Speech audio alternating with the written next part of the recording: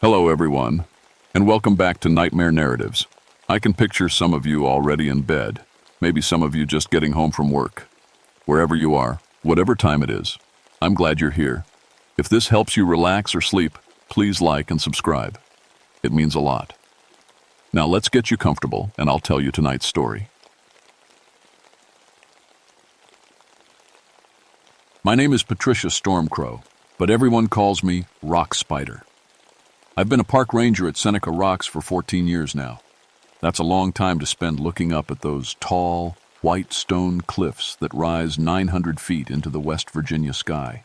People come from all over the world to climb these rocks. They call it some of the best climbing on the East Coast. I should know. I used to be one of them.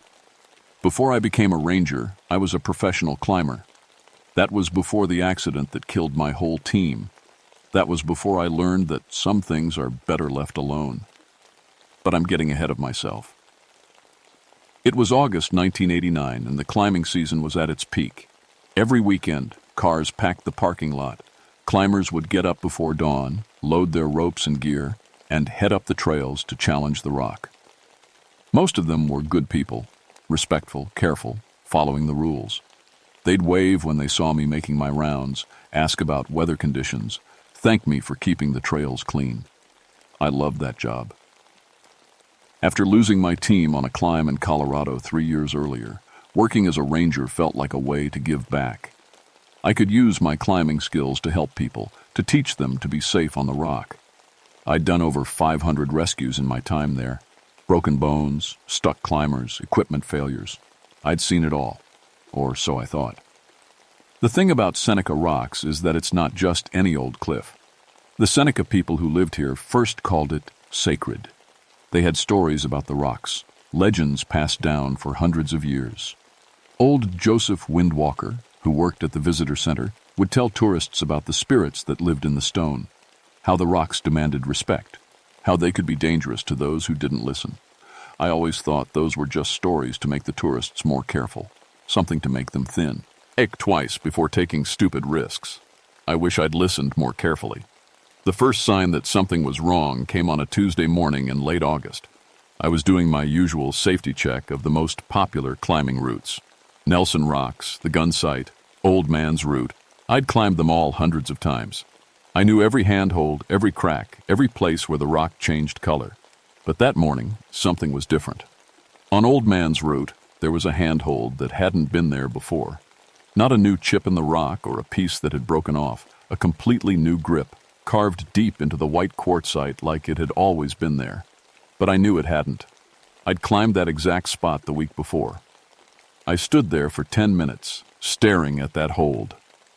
Quartzite doesn't change. It's been the same for millions of years. The only way to alter it is with heavy machinery or explosives. But there it was. A perfect pocket for your fingers, right where a climber would need it most. I marked it in my logbook and moved on. Probably just my memory playing tricks on me. 14 years of looking at the same rocks could make you see things that weren't there.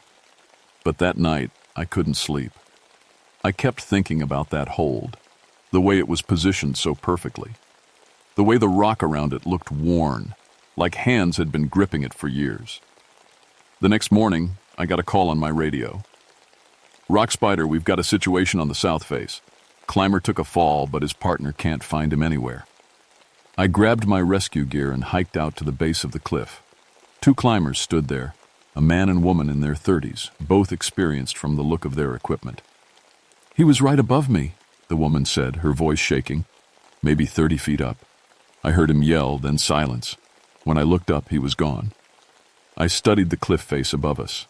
It was a route I knew well. No ledges where someone could get stuck. No hidden cracks to fall into. If someone fell, they'd either be hanging on their rope or they'd be at the bottom. But there was no one at the bottom, and no one hanging above us. "Are you sure he didn't rappel down another way?" I asked. "His gear is still up there," the man said, pointing. "Look." I got out my binoculars and scanned the rock. Sure enough, about 30 feet up, I could see a helmet wedged into a crack. Not sitting on a ledge or caught on a protrusion, wedged deep into the rock itself, like the stone had somehow closed around it. That was impossible. Rock doesn't move. Rock doesn't grab things and pull them in. But the helmet was there, buried 6 inches deep in solid quartzite. I called for backup and started climbing up to investigate. The route was easy for me. I could practically walk up those holds with my eyes closed. But as I got closer to where the helmet was stuck, something felt wrong. The rock was warm. Not sun warm, but body warm, like something alive was breathing underneath the surface. And when I touched it, I could swear I felt it move slightly, like skin over muscle. The helmet belonged to Marcus Chen, according to the ID inside. It was a good helmet, the kind that could take serious impact. But it wasn't cracked or dented. It looked like it had been carefully placed into the rock, then the stone had grown around it. I tried to pull it out, but it wouldn't budge. It was part of the rock now. "Find anything?" the woman called up from below. "Yeah," I called back, "but I don't understand it." I took photos and measurements, then rappelled back down. The 2 climbers were pale and shaken. They'd been climbing for 15 years, they told me. Never seen anything like this. "Maybe he fell and the helmet bounced up there somehow," the man suggested, but he didn't sound convinced. We searched the base of the cliff for 2 hours. No body, no blood, no sign that anyone had hit the ground. Marcus Chen had simply vanished, leaving only his helmet embedded in solid rock. I filed my report that evening, writing it up as a standard missing person case. Equipment failure, possible fall with body carried away by animals. It happened sometimes in the wilderness. People disappeared and were never found. But I couldn't stop thinking about that warm rock, the way it had felt almost soft under my fingers. 3 days later, it happened again. This time, it was a solo climber named Janet Rodriguez, experienced local who'd been climbing Seneca for 20 years. Her car was in the parking lot, her approach shoes at the base of West Face Route. But Janet was nowhere to be found. I climbed the route myself, looking for clues. Halfway up, I found her chalk bag. Like the helmet, it was embedded in the rock. But this time I could see finger marks around it in the stone, as if someone had pressed their hands into soft clay, then the clay had hardened. But quartzite isn't clay. Quartzite is one of the hardest rocks on Earth. I sat there on my ledge, staring at those handprints. They were Janet's size, Janet's shape. I could even see the scar on the index finger where she'd cut herself on a piece of gear years ago. But the prints were pushed into stone that should have been impossible to mark. That's when I noticed the pictographs. They were faded and old, carved into the rock face about 10 feet to my right. I'd never seen them before, but they looked like they'd been there forever. The images showed stick figures climbing up towards something at the top of the cliff. But the thing at the top wasn't human. It was large and round, with a mouth full of teeth, and the stick figures weren't climbing up to it. They were being pulled up, stretched and distorted, as if the thing was eating them. I took pictures and called Joseph Windwalker as soon as I got back to my truck. "Joe, I need to ask you about the old stories, the legends about Seneca rocks." There was a long pause on the other end of the line. "What kind of stories, Patricia?" "The ones about spirits in the rock, about the cliffs being dangerous." Another pause. "Meet me at my house, tonight. This isn't something to discuss over the radio." Joseph's house was a small cabin about 5 miles from the park. He was 83 years old, a member of the Seneca Nation who'd grown up hearing the old stories from his grandmother. When I showed him the pictures of the pictographs, his face went gray. "Those are the hungry stones," he said quietly. "My grandmother told me about them when I was a boy. She said they were warnings." "Warnings about what?" "About the thing that lives in the rock, the thing that feeds on climbers." I almost laughed. Almost. But then I thought about Marcus Chen's helmet embedded in solid stone, about Janet Rodriguez's handprints pressed into quartzite. "Tell me," I said. Joseph made tea and we sat at his kitchen table while he talked. According to the old stories, Seneca Rocks wasn't a natural formation. It was a creature, something ancient and hungry that had taken the shape of stone to hide itself. For centuries it had slept, looking like nothing more than a cliff. But sometimes, when there was enough activity on its surface, It would wake up, and when it woke up, it would feed. The climbers, Joseph said, they think they're climbing on rock, but they're actually climbing on the creature's back. And when it gets hungry enough, it opens its mouth and pulls them in. That's impossible, I said. But even as I said it, I was thinking about the warm stone under my fingers, the way the rock had seemed to move. Is it? Joseph asked. You've seen the signs, the handprints in stone, the gear that gets absorbed. How else do you explain it? I didn't have an answer for that. The next morning, I hiked out to the rocks before dawn. I needed to see for myself to prove that what Joseph had told me was just an old story. Rocks don't live. Rocks don't eat people. There had to be a rational explanation. But as the sun came up and lit the cliff face, I saw something that made my blood run cold. The rock was moving. Not quickly, not obviously, but if you watched carefully, you could see it. The surface was rippling slightly, like water with a gentle current. Handholds were shifting position, opening and closing like sleepy eyes. The whole cliff face was alive. I stood there for an hour, watching in fascination and horror. The movement was so slow that if you weren't looking for it, you'd never notice. But once you saw it, you couldn't unsee it. The entire 900-foot cliff was one massive creature, disguised as stone, and it was waking up. Over the next week, 3 more climbers disappeared. Each time we found pieces of their gear embedded in the rock. A carabiner here, a rope there, a climbing shoe pushed deep into stone, but never the climbers themselves. I tried to convince my supervisor to close the climbing area, but I couldn't explain why without sounding crazy. The rock is alive and eating people wasn't going to go over well with the National Park Service. So I started warning climbers myself, telling them about loose rock, about dangerous conditions. Most of them listened and went somewhere else, but some were determined to climb Seneca no matter what, like the group from Virginia Tech, 4 college students who'd been planning this trip for months. They were good climbers, experienced and careful, but they weren't going to let some paranoid ranger ruin their weekend. I watched them start up Old Man's Route that Saturday morning, and I knew I was about to witness something terrible.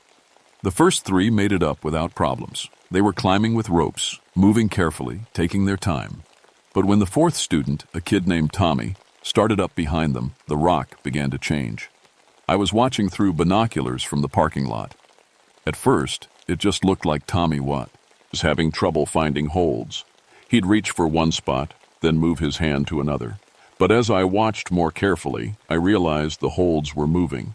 The creature was repositioning them, leading Tommy away from the safe route. "No," I whispered, but there was nothing I could do from so far away.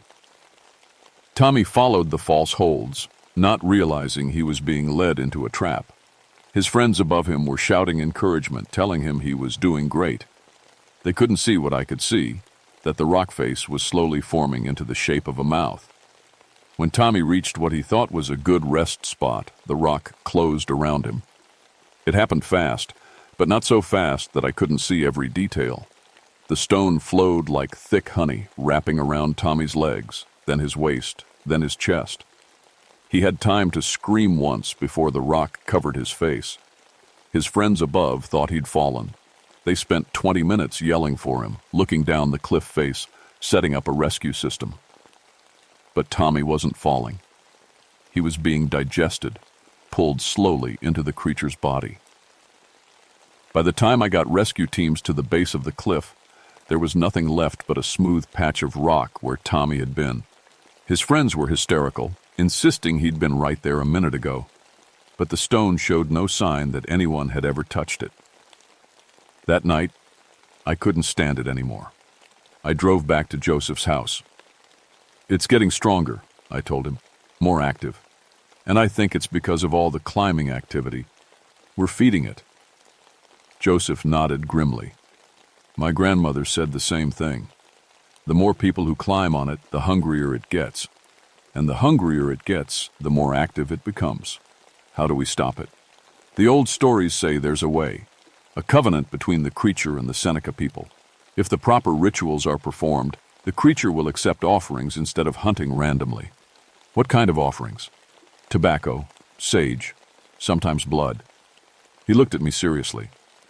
But the ritual has to be done by someone the Cries tour recognizes as worthy. Someone who understands both worlds, the world of climbers and the world of the rock. I knew what he was suggesting, and I knew he was right. I was probably the only person who could do it. But that meant going up there, onto the creature's back, while it was awake and hungry. That meant becoming bait. I spent the next day preparing. Joseph gave me tobacco and sage from his garden, along with a small obsidian knife that had belonged to his grandmother. He taught me the words I would need to say, the gestures that might convince the creature to listen instead of just eating me.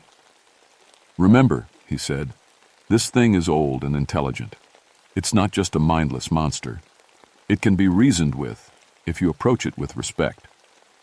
I waited until after sunset to make my approach. The creature was most active at night when there were no witnesses to see the rock moving.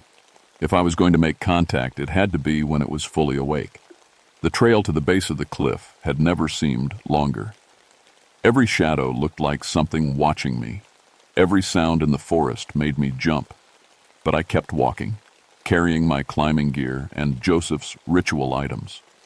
At the base of the cliff, I could see the creature clearly in the moonlight. The rock face was undulating slowly, like a massive chest breathing. Handholds opened and closed in patterns that almost looked like communication. It knew I was there. I laid out the tobacco and sage at the base of the cliff, then lit them with a match. The smoke rose straight up in the still air, and I spoke the words Joseph had taught me. Ancient One, I come to speak with you. I come with respect, with offerings, with a proposal. The rock went still. No more breathing, no more moving holds. It was listening. I started climbing. It was the strangest climb of my life. The holds were there when I needed them, but they felt alive under my fingers. Warm and slightly soft, like climbing on skin instead of stone. The creature was letting me up, but I could feel its attention on every move I made. 50 feet, up, a mouth opened in the rock face beside me. Not a crack or a fissure, but an actual mouth with teeth. It was easily large enough to swallow me whole, and it stretched open as I climbed past. I could feel hot breath coming from inside, smell the scent of partially digested climbing gear. I know what you are, I said to the mouth. I know you're hungry, but there's a better way. More mouths opened along the route above me. Dozens of them, all different sizes. Some were small enough to grab an arm or leg. Others could take half my body. The creature was showing me its power, demonstrating how easily it could end this conversation. I kept climbing and kept talking. The old people, the Seneca, they had an agreement with you. Regular offerings in exchange for safe passage. That deal can work again. At 100 feet up, the rock began to close around my legs. Not aggressively, but firmly. A warning. I could feel the stone growing warm, beginning the digestion process. Wait, I said, and pulled out Joseph's obsidian knife. I cut a line across my palm, deep enough to produce blood. Then I pressed my bleeding hand against the creature's surface and spoke the ritual words Joseph had taught me. I offer this freely, in the old way, as a sign of good faith between our peoples. The pressure around my legs eased. The creature was tasting my blood, considering my offer. For several minutes, we stayed like that.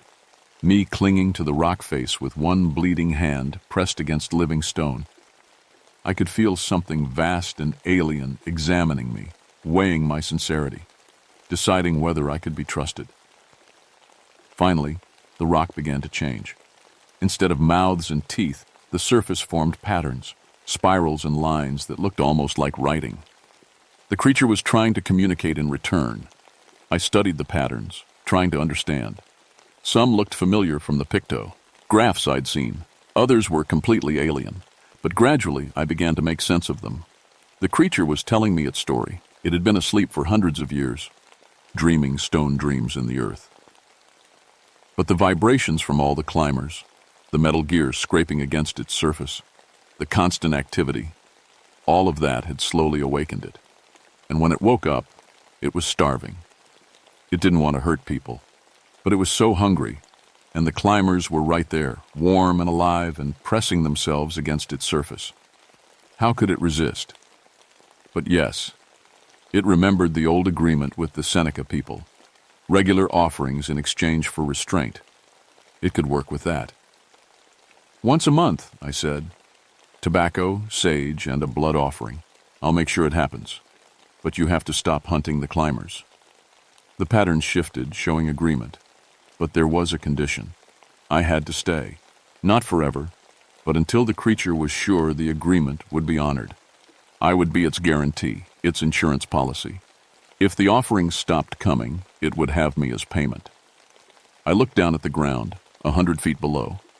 Then I looked up at the top of the cliff, still 800 feet above. Either direction was a long way to fall.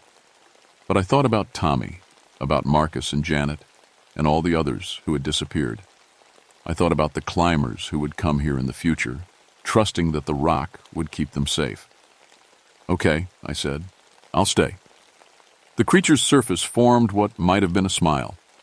I spent 3 days on that cliff face, held gently but firmly by living stone. The creature kept me warm and even provided water, moisture that seeped from its surface and tasted like mountain springs. During the day, I watched confused search teams looking for me at the base of the cliff.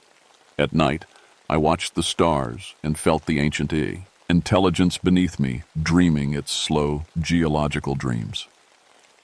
On the third night, Joseph Windwalker appeared at the base of the cliff with a group of Seneca elders. They performed the full ceremony: tobacco, sage, cornmeal, and a blood offering from each person present. The smoke rose up around me, carrying prayers and promises. When it was done, the rock gently lowered me to the ground. The official report said I'd been injured in a climbing accident and suffered temporary amnesia. The Park Service accepted that explanation mainly because they didn't want to dig deeper into why so many climbers had been disappearing from Seneca rocks. The climbing area remained open, but with new restrictions. Certain routes were marked as geologically unstable and closed to the public. Others required special permits that were rarely granted. Climbing activity dropped to a fraction of what it had been. And once a month, on the night of the new moon, Joseph and I hike out to the base of the cliff with our offerings. We burn tobacco and sage, spill blood on the stone, and renew the ancient covenant between human and creature. The disappearances stopped. But late at night, when I'm alone in my ranger cabin, I sometimes hear things that make me remember that we're not dealing with ordinary rock. Sounds like breathing coming from the direction of the cliff. Sounds like something vast and patient, waiting in the darkness. The creature kept its bargain, but it's still there. Still hungry, still very much alive. I've started checking other climbing areas around the country, looking for similar patterns. Unexplained disappearances. Gear found embedded in stone. Warm rock faces that seem to move when nobody's looking. Because if there's one creature like this, there might be others. Ancient things that have learned to hide in plain sight, disguised as the landscapes we love to explore. So when you're out there climbing, pay attention to the rock. Notice if it feels warmer than it should. Watch for holds that seem to shift position. And if you see any gear embedded in stone, where it shouldn't be able to go, get off that cliff immediately. Some mountains are just stone and earth, but others are something else entirely. And they're always watching, always waiting, always a little bit hungry.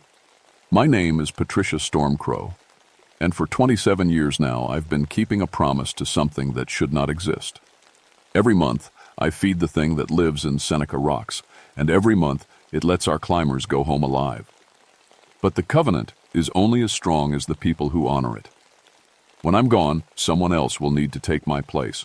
Someone else will need to keep the hungry stones fed. The question is, will you believe this story enough to help when the time comes? Or will you assume it's just another tall tale from an old ranger who spent too many years alone in the mountains? I hope, for all our sakes, that you choose to believe.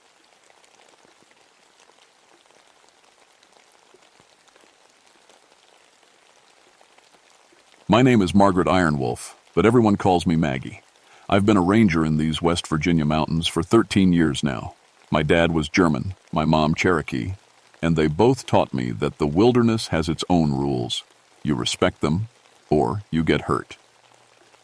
Dolly Sods isn't like most places. It sits up high in the Monongahela National Forest, covered in bogs and stunted trees that look like they're trying to hide from something. The Cherokee called this place the land that weeps, and after what happened here, I know why. I work alone most of the time. That's how I like it. Just me, my radio, and miles of empty trails. People think being alone up here would scare a woman, but I know these mountains better than my own backyard. Every rock, every stream, every deer path. 5 years ago, my daughter Emma died in a hiking accident. She was only 12. Fell down a cliff while we were exploring a new trail together. I blamed myself for months. Still do, some days. That's probably why I took the solo patrol job. Being around other people's kids hurt too much. September 1986 was when everything changed. The weather had been strange all month. Thick fog rolling in when it should have been clear, mist hanging around even on sunny days. The animals were acting weird too. Deer wouldn't cross certain areas. Birds went quiet in spots where they should have been singing. I should have known something was wrong. In 13 years of ranging, I'd never seen the wilderness act like that. But grief makes you stupid sometimes. Makes you miss the signs that are right in front of your face. The first call came in on a Tuesday morning. A family camping near the North Fork had heard a woman crying for help during the night. When they went looking with flashlights, they couldn't find anyone. The husband wanted us to send a search team. Probably just an owl, I told them over two. He radio. Screech owls can sound like people sometimes. But the wife got back on the radio. Her voice was shaking. Ma'am, I know what an owl sounds like. This was a woman calling for her babies. She kept saying, "Help me find my babies," over and over. I promised to check it out. That was my job after all. Even if it turned out to be nothing, I had to make sure no one was actually lost up there. I packed my gear and headed out that afternoon. My backpack had everything I needed for a couple days. Sleeping bag, food, first aid kit, emergency beacon, and my radio. I also carried rope, flares, and extra batteries. If someone was really lost up there, I'd find them. The trail to North Fork cuts through the heart of Dolly Sods. You walk for miles across these weird flat areas covered in sphagnum moss and cranberry bushes. No big trees, just little ones bent over like old men. On a clear day, you can see for miles. But that day, fog kept rolling through in thick patches. I'd been walking for about 2 hours when I heard it. Faint at first, carried on the wind. A woman's voice, crying. Not screaming in pain, but the deep, hopeless crying that comes from losing something you can't get back. I knew that sound. I'd made it myself plenty of times after Emma died. I stopped walking and listened hard. The crying seemed to come from everywhere and nowhere at once. When I tried to follow it, the sound moved, always just out of reach, always pulling me deeper into the fog. "Hello?" I called out. "This is Park Ranger Ironwolf. If you can hear me, stay where you are and keep making noise." The crying stopped. The fog got thicker, and for just a second, I could have sworn I smelled something strange, like flowers and old earth mixed together, like a funeral. I set up my radio and called the base station. "This is Ranger Ironwolf at North Fork Sector. I'm hearing the reported sound. Beginning grid search pattern." The radio crackled back. "Copy that, Ironwolf. Weather Service says heavy fog expected to continue through tomorrow. Be careful out there." I started my search the way I'd been trained. Walk in straight lines, mark your path, call out every few minutes. If someone was lost, they'd hear me eventually. If they were hurt, they might not be able to answer back. But as I walked, things felt wrong. The fog moved in ways that didn't make sense. Instead of drifting with the wind, it seemed to flow around me like water. And it was too quiet. No insects buzzing, no birds calling, no small animals rustling in the bushes. After an hour of searching, I found something that made my skin crawl. In a patch of soft mud near a stream, there were footprints, small ones, like they belonged to children. But they were barefoot, and what kid would be running around barefoot in September? I knelt down to get a better look. The prints were clear and fresh. 2 different sizes, maybe a 6-year-old and an 8-year-old. They led away from the stream toward a thick patch of fog. I followed them, calling out as I went. "Hello? Kids, if you're out there, this is a park ranger. Your parents are looking for you." The footprints went on for about 20 feet, then just stopped. Not like the kids had stepped onto hard ground where they wouldn't leave tracks. They just ended, like the children had disappeared into thin air.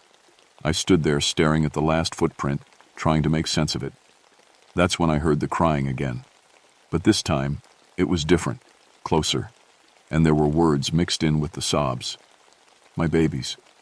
Where are my babies? Someone help me find my babies." The voice came from right behind me.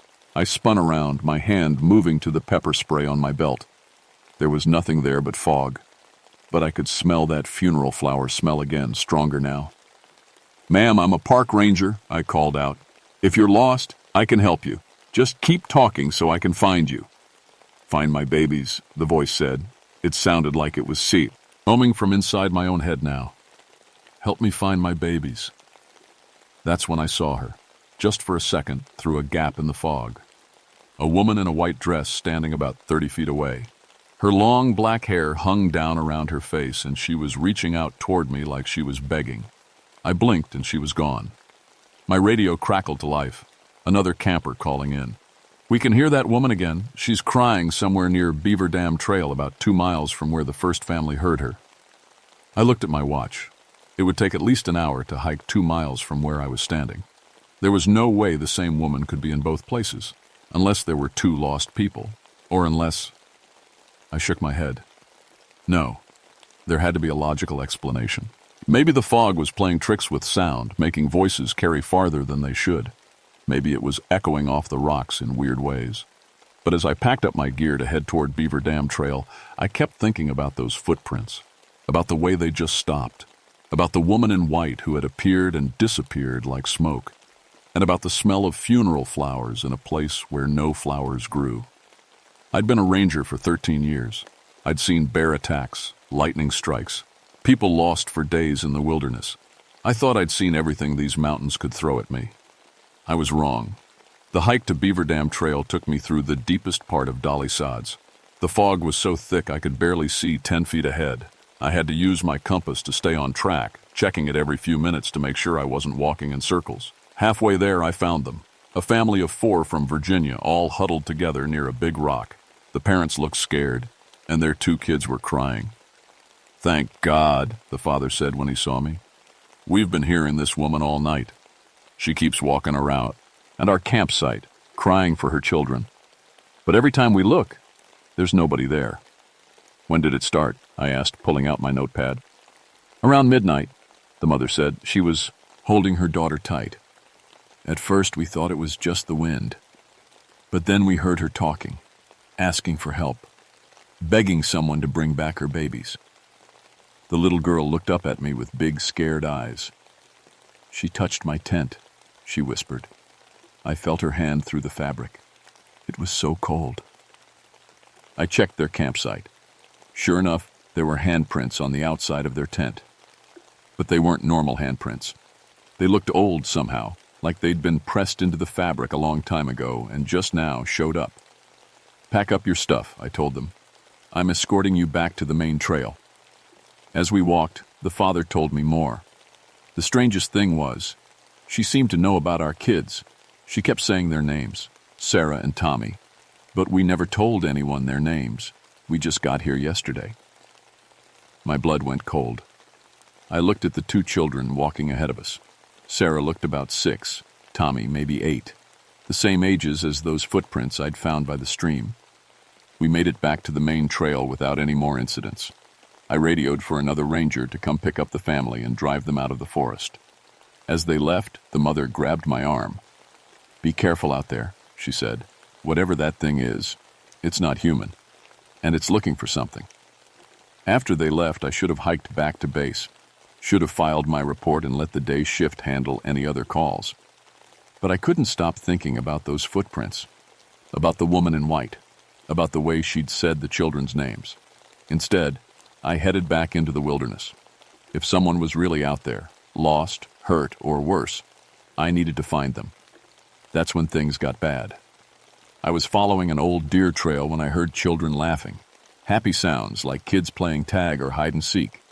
It should have been a relief after all the crying and fear, but something about it made my skin crawl.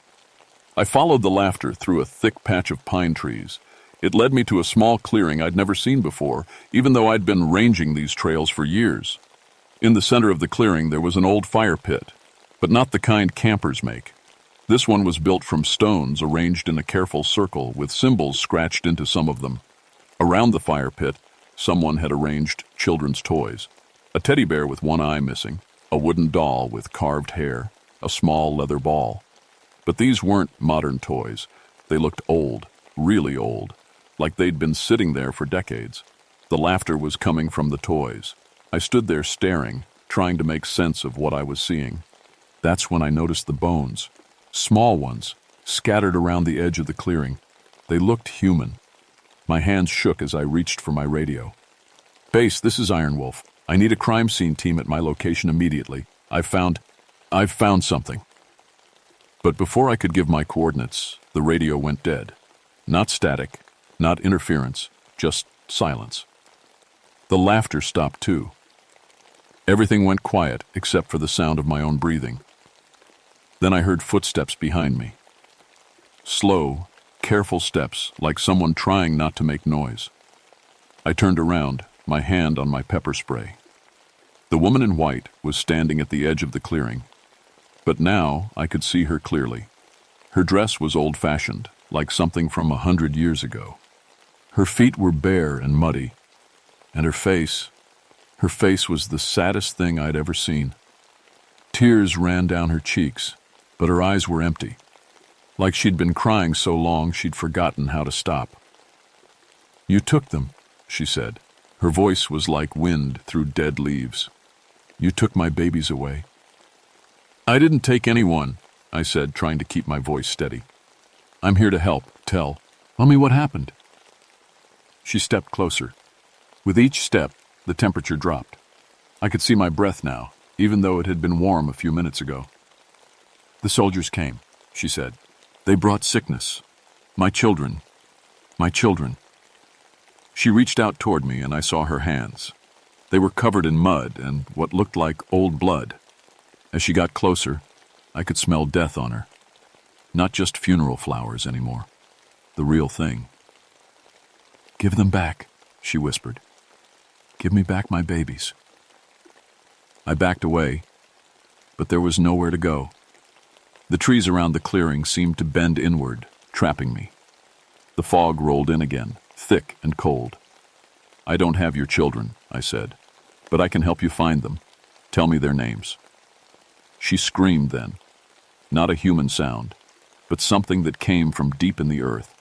The scream of every mother who ever lost a child, all mixed together into one horrible sound. The trees shook.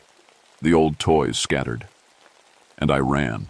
I ran through the fog, branches tearing at my clothes, rocks cutting my feet. Behind me I could hear her following. Not footsteps now, but the sound of something dragging across the ground. Something that had been dead for a very long time. I ran until my lungs burned and my legs gave out. When I finally stopped, I was lost. The fog was so thick I couldn't see my own hands. My compass spun wildly, pointing in every direction at once. My radio was still dead. But I wasn't alone. "Maggie," a voice called softly. A child's voice. "Mommy, where are you?" I knew that voice. It was Emma. My Emma, who'd been dead for 5 years.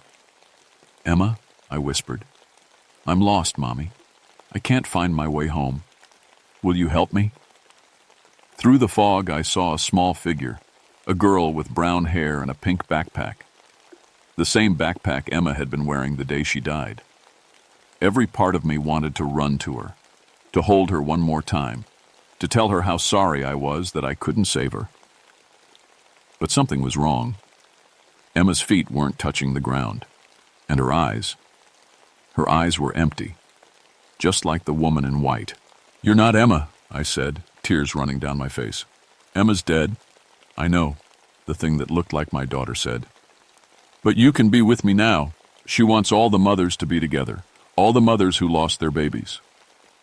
The fog parted, and I saw them. Dozens of women in old-fashioned clothes, standing in a circle around me. Some looked fresh, like they'd just died. Others were nothing but bones, held together by torn fabric. They were all reaching toward me with empty, pleading eyes. And in the center of them all stood the woman in white. But now I could see her clearly. Her dress wasn't white anymore. It was stained with mud and blood and years of grief. Her hair hung in tangled ropes around her face, and in her arms she carried the bones of 2 small children. "She's been collecting us," said a voice behind me. I turned and saw a woman I recognized, Mrs. Patterson, who'd lost her son in a car accident 3 years ago. She'd moved away after that, but here she was, pale and ghostly. Every mother who's lost a child, she brings us here to help her look for her babies, forever and ever. "She's Cherokee," said another voice, an elderly woman with kind eyes. "Lost her children to smallpox when the soldiers came through in the 1800s.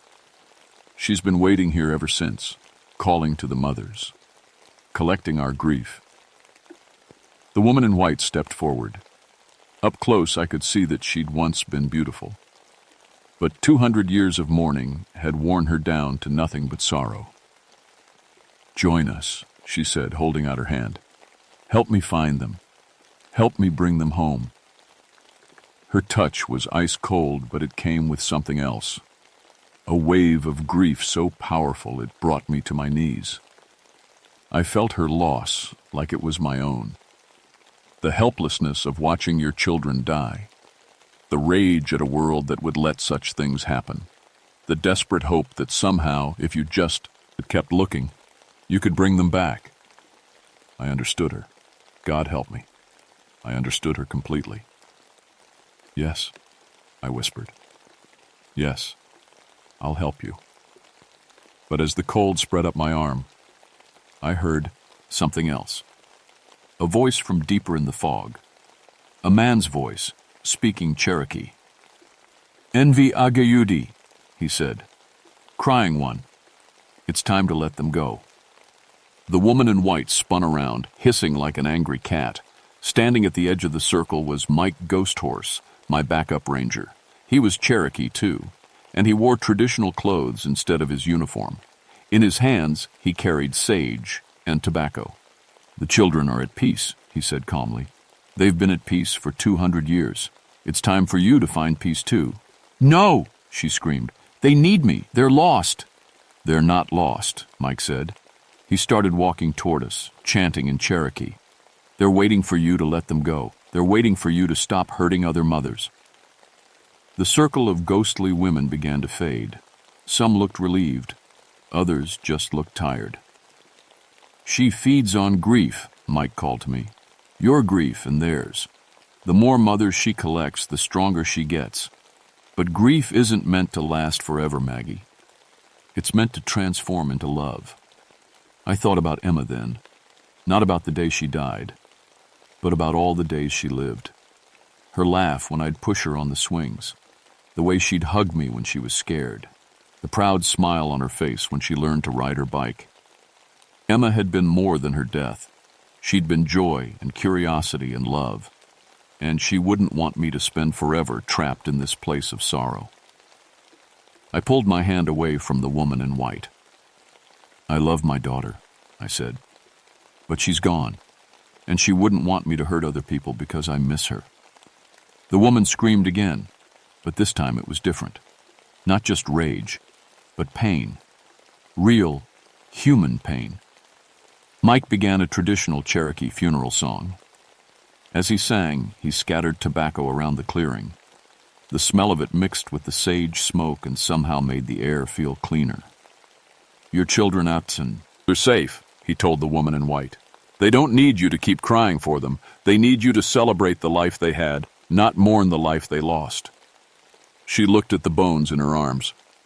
For the first time in 200 years, she really saw them. Not as lost children who needed finding, but as the remains of babies who had lived and been loved and deserved to rest. Slowly, carefully, she knelt and placed the bones in the center of the clearing. Then she began to sing, a lullaby in Cherokee, soft and sweet. As she sang, her appearance began to change. The mud and blood faded from her dress. Her hair became smooth and black again. The emptiness left her eyes, replaced by the deep sadness of a mother's love. When the song ended, she looked at me one last time. "Tell the mothers," she said. "Tell them to love the living children. Tell them grief is just love with nowhere to go." Then she was gone. The fog lifted. The other women faded away. And I was alone in the clearing with Mike, surrounded by the smell of sage and the sound of birds singing again. Mike and I hiked back to headquarters in silence.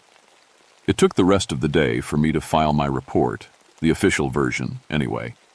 Lost hiker, false alarm, atmospheric conditions causing acoustic anomalies. No mention of ghosts or Cherokee spirits or 200 years of accumulated grief. But I made some calls, got in touch with the tribal council, told them about the clearing and the bones we'd found there. They came out the next week with proper ceremonies and burial rites. The Cherokee family finally got to rest. The crying stopped after that. No more reports of lost women calling for their children. The animals went back to normal. The fog started behaving like regular fog again. But I changed too. I started visiting Emma's grave every week instead of avoiding it. Started talking to her about the good times instead of just crying about the end.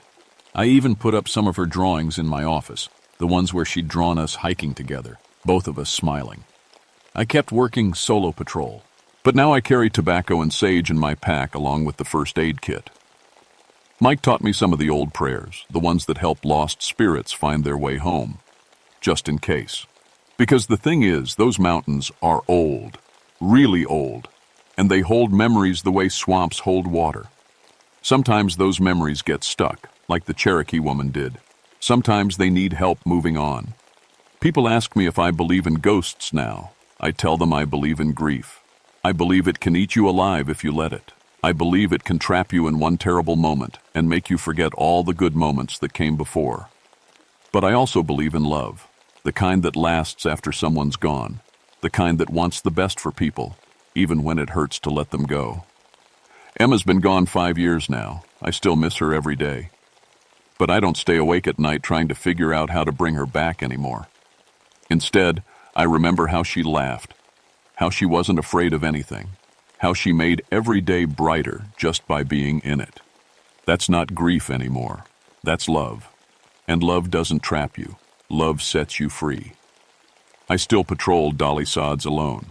Still walk those strange, misty trails where the trees grow sideways and the bog pools reflect more sky than they should. But now I know what to listen for. Not just cries for help, but the difference between someone who's lost and someone who's choosing to stay lost.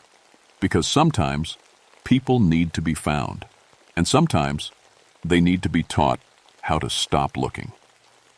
The Cherokee called this place the land that weeps. But tears can wash things clean if you let them. And sometimes that's exactly what needs to happen. Just don't forget. If you're ever hiking in these mountains and you hear a woman crying in the fog, stop and listen carefully. If she's asking for help, call a ranger. But if she's asking you to help her find her baby, walk away fast.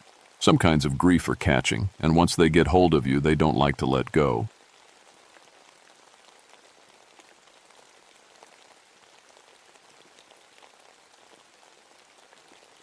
My name is David Ashworth, but everybody calls me Bone Crusher.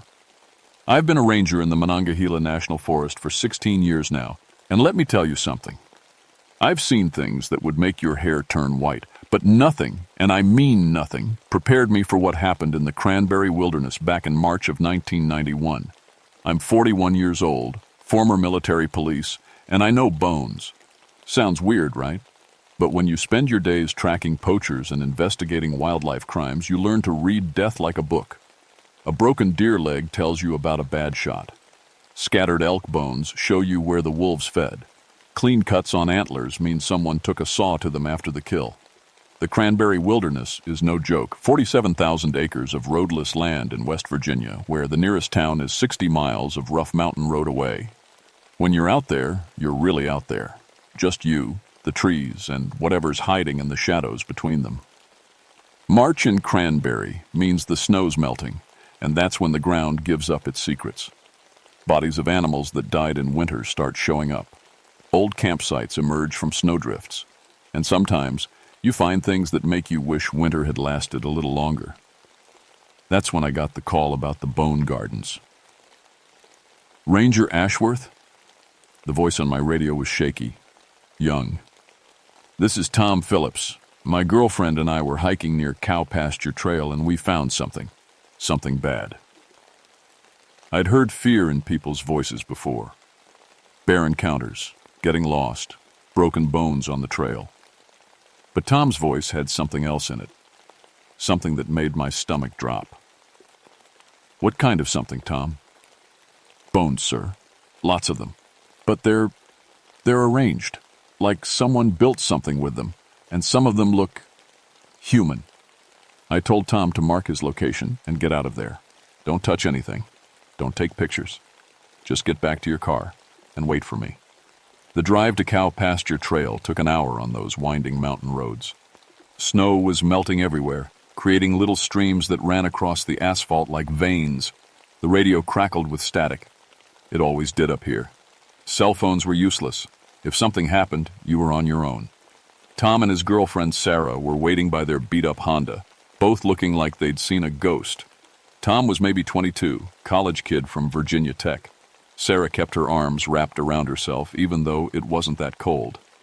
It's about half a mile up the trail, Tom said, pointing into the woods, near that old bog area. I knew the spot. Dark water, thick with tangled roots and fallen trees. The kind of place that preserved things. Sometimes hikers found arrowheads there, old bottles.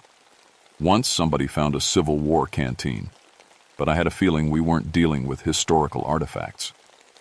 You two head back to town, I told them. I'll take it from here. The trail was muddy from snowmelt, and my boots squelched with every step. Pine branches dripped steadily like the forest was crying. There's a smell to places where things die, sweet and rotten, but with something else underneath, something older. That smell hit me before I saw anything. Then I came around a bend, and there it was. What Tom had called a bone garden was actually worse than that.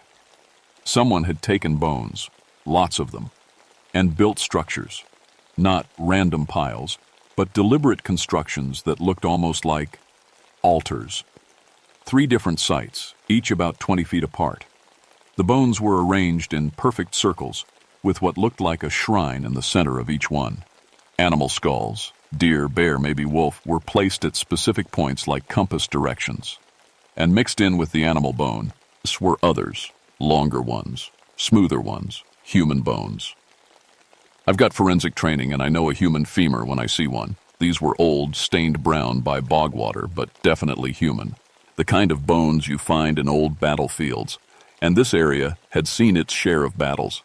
During the Civil War, Union and Confederate forces had fought all through these mountains. Soldiers died, got buried quick, and sometimes got forgotten. Over the years, I'd found uniform buttons, musket balls, even a few skulls that had worked their way to the surface. But this was different. These bones had been carefully placed. Whoever did this knew anatomy. Each circle had a complete skeleton's worth of bones, just arranged in patterns instead of human form. I pulled out my camera and started documenting everything. That's when things got weird. The first photo looked normal through the viewfinder. But when I looked at the back of the camera, the image was blurry. Not motion blur, something else. Like the bones themselves were moving just a little bit, too fast to see with the naked eye, but slow enough to mess up the camera. I tried again. Same thing. Fresh batteries in the camera that morning, but now the battery indicator was showing empty. What the hell? I muttered and tried to change the batteries. But when I touched the camera, it was hot. Not warm, hot enough to make me jerk my hand back. That's when I noticed the silence. Forests are never really quiet. There's always something. Birds calling, squirrels rustling, insects buzzing. But here, near the bone circles, there was nothing. Even the dripping had stopped. I looked around and realized something else. No animal tracks in the mud. Deer should have been all over this area. New grass growing, fresh water from the snowmelt. But the ground around the bone circles was empty, like animals went out of their way to avoid this place. I forced myself to move closer to the first circle. The bones were definitely arranged according to some kind of pattern. The skulls faced inward toward the center where someone had willed a small pile of what looked like personal items. Buttons, belt buckles, a few metal objects I couldn't identify. I knelt down to get a better look, being careful not to disturb anything. Crime scene protocol. But as I leaned in, I heard something that made my blood freeze. Marching. The sound of boots hitting the ground in perfect rhythm like soldiers on parade. But there was nobody there. The sound was coming from the trees, maybe 100 yards away, but I couldn't see anything. I stood up fast, hand moving to my sidearm out of reflex. The marching sound kept going for maybe 30 seconds, then faded away. But just before it disappeared completely, I heard something else. Orders being shouted in the distance. Too far away to make out the words, but the tone was unmistakable. Military commands. This was getting beyond my expertise. I needed to call state police, maybe the medical examiner. This looked like a crime scene, possibly multiple homicides, definitely involving human remains. But first, I wanted to check the other two circles. The second one was similar to the first, but the bones were arranged differently. Instead of a circle, they formed a straight line, like soldiers standing in formation. And the smell was stronger here. Not just death, but something else, something like gunpowder. The third circle was the worst. The bones weren't just arranged, they were posed. Arm bones positioned like they were holding weapons. Skull facing out toward the trees like it was standing guard. And in the center, instead of personal items, there was a hole in the ground. Fresh dug from the look of the soil. I was backing away from that last circle when I heard my name. Ashworth. Clear as day, like someone was standing right behind me. I spun around, gun drawn, but there was nobody there. Ashworth, you don't belong here. The voice was coming from everywhere and nowhere. Old, tired, but with the kind of authority that made you want to snap to attention. Who's there? I called out, trying to keep my voice steady. This is a crime scene. You need to identify yourself. Silence. Then, just at the edge of my vision, I saw movement. Gray shapes moving between the trees, too far away to make out clearly. But they moved wrong, like they were floating instead of walking. That's when I decided I'd seen enough for one day. Whatever was happening here was beyond a simple wildlife crime investigation. I needed backup, equipment, and probably a priest. I marked the GPS coordinates and got the hell out of there. Back at the ranger station, I called my partner, Lisa Mountain Hawk. Lisa's Cherokee, been with the Forest Service for 8 years, and she knows the old stories better than anyone. If anybody could make sense of bone circles in the woods, it would be her. She arrived an hour later, took one look at my photos, and went pale. Dave, where exactly did you find these? Near the bog by cow pasture trail. Why, you recognize the pattern? She was quiet for a long time, studying the photos. Finally, she looked up at me with eyes that were worried and sad at the same time. These aren't crime scenes, Dave. They're calling circles. Calling what? The dead. Someone's trying to wake up the people buried in these mountains. She pointed to the arrangement in the first photo. See how the bones are positioned? This is old Cherokee magic, but it's being used wrong. Twisted. I'd worked with Lisa long enough to trust her instincts about things like this. She'd grown up hearing stories from her grandmother, stories about the old ways and the old powers. Most of the time, I figured they were just stories. But sometimes, just sometimes, the stories turned out to be true. So, what are we dealing with here? Some kind of wannabe medicine man? Worse. Someone who knows just enough to be dangerous. She tapped the photo of the third circle.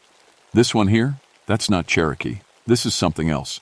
Something that uses Cherokee methods, but serves a different purpose.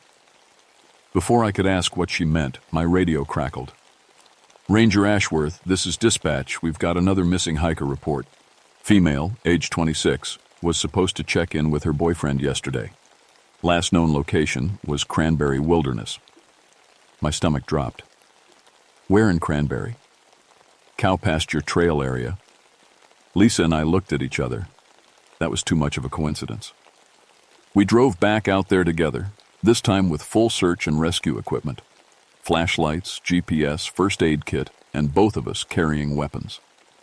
Whatever was happening in those woods, I wasn't taking any chances. The bone circles were exactly where I'd left them, but something had changed. The third circle, the one with the hole in the center, now had something in that hole, something that looked like fabric. Lisa held the flashlight while I got closer. It was a piece of hiking boot. Expensive, recent, and stained with something dark. Dave, Lisa's voice was tight. Look at the bones. The bones in the circle had moved. Not much, but enough to be obvious. Instead of pointing inward, they now pointed toward the trees, toward the deeper parts of the wilderness. Animals don't arrange bones, I said, more to myself than to Lisa. No, they don't, but the dead remember how they used to march. As if summoned by her words, we heard it again, marching in the distance, but this time from multiple directions, at least two groups, maybe more, moving through the forest with military precision. We need to follow those sounds, I said. If there's someone out there, they might have our missing hiker. Lisa grabbed my arm. Dave, listen to me. Those aren't people. Those are soldiers who died in these mountains over 100 years ago. Someone's using those bones to call them back. That's impossible. Is it? You've seen the evidence. You've heard them yourself.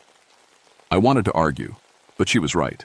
I'd been trying to rationalize what I'd seen, but there was no rational explanation for bones that moved themselves or voices that called my name. We followed the sound of marching deeper into the wilderness. The forest got darker as we went, even though it was still afternoon. The trees grew closer together, and the ground became soft and boggy. This was the kind of place where armies had gotten lost during the war, where desperate men had fought and died far from home. After about 20 minutes, we came to a clearing I'd never seen before. And in that clearing were more bone circles, dozens of them, all arranged in perfect military formation, like a regiment prepared for inspection. And standing between them, solid as life but gray as fog, were the soldiers, Confederate and Union both, still wearing the tattered remains of their uniforms. Some carried muskets, others had swords. All of them were staring at us with empty eye sockets. In the center of the formation stood a man who wasn't a soldier. He was alive, or at least more alive than the others. Tall, thin, wearing modern clothes but covered in mud and what looked like dried blood. In his hands he held bones like they were conducting batons, and at his feet, tied up and gagged, was a young woman in hiking gear. "Welcome, Rangers," the man called out in a voice that carried too well in the still air. "I was wondering when you'd finally make it this far." The dead soldiers turned their heads toward us in perfect unison, and even though they had no eyes, I could feel them watching. "Let her go," I shouted, drawing my weapon. But even as I said it, I knew how stupid that sounded. How do you arrest someone who commands an army of the dead? The man laughed, and the sound echoed strangely in the clearing. "You can call me Morrison. I've been living in these mountains for, 15 years now, learning, practicing. And these fine soldiers have been teaching me about discipline." He gestured to the skeletal warriors around him. Up close, I could see I weren't completely bone. Some still had bits of rotted uniform, pieces of flesh that had been preserved in the bog water, and they all held weapons that should have crumbled to rust decades ago.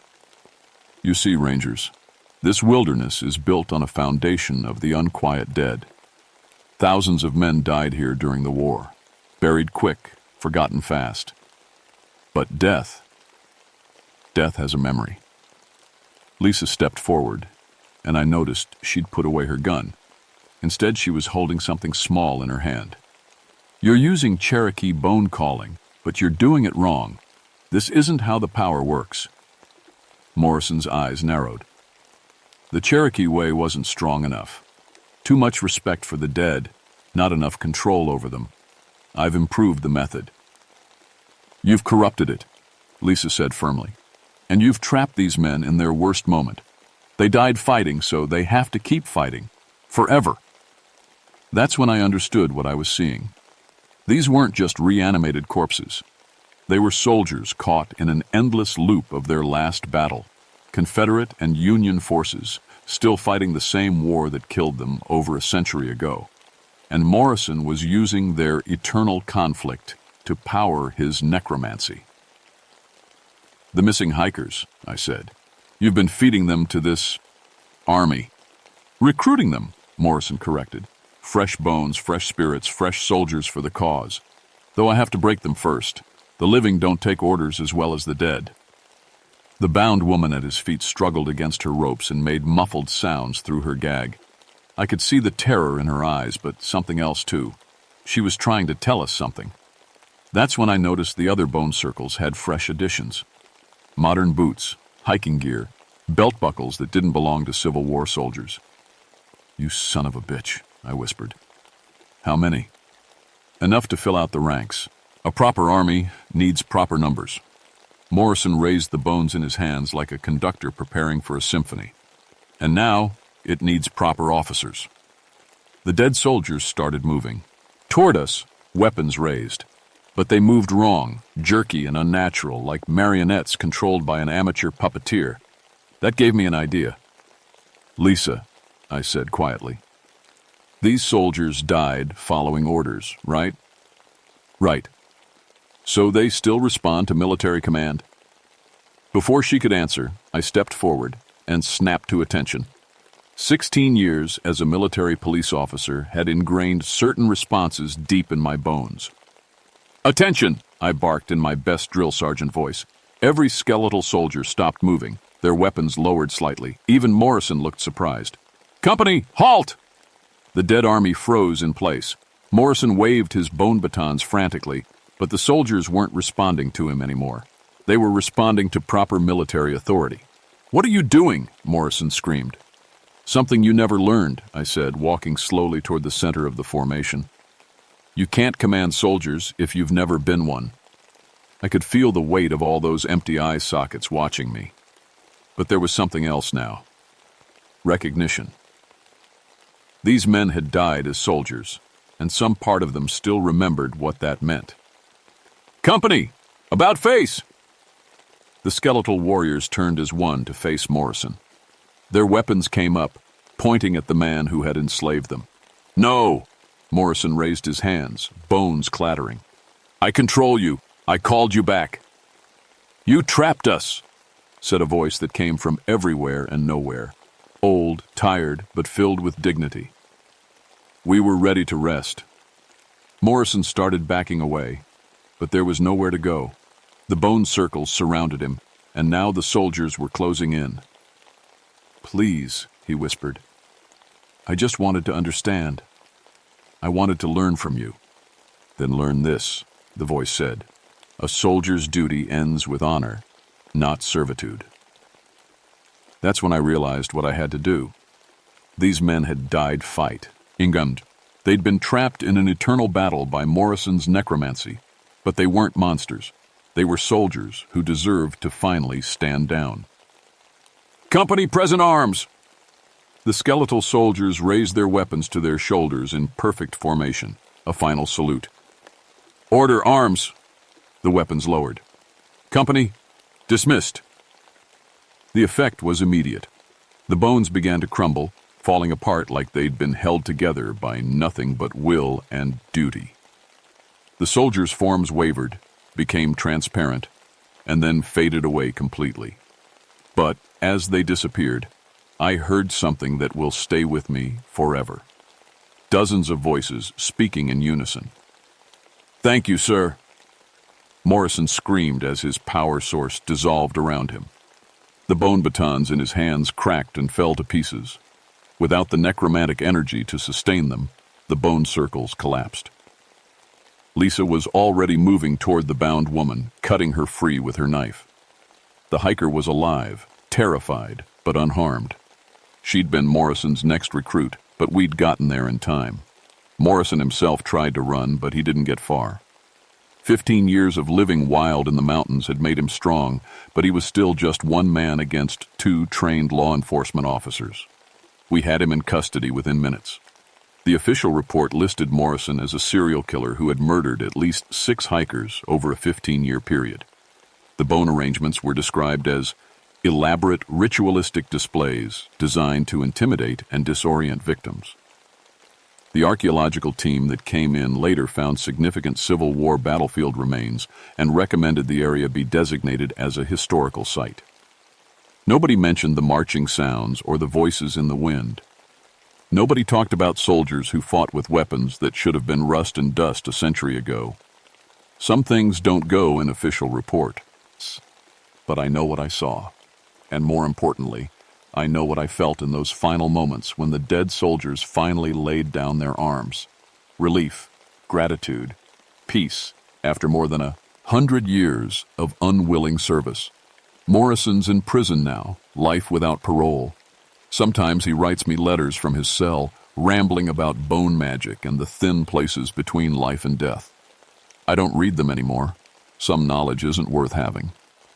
Lisa transferred to a different district 6 months later, said the mountains still felt too heavy with old sorrows. I understood. But somebody has to watch these woods, and after what happened, I think it should be someone who understands what's really buried here. I've been getting reports from other rangers lately. Appalachian region, mostly places where Civil War battles were fought. Hikers finding bone arrangements. Sounds of marching in the forest. Equipment malfunctions near old battlefield sites. Morrison wasn't the only one who learned to wake the dead. He was just the first one we caught.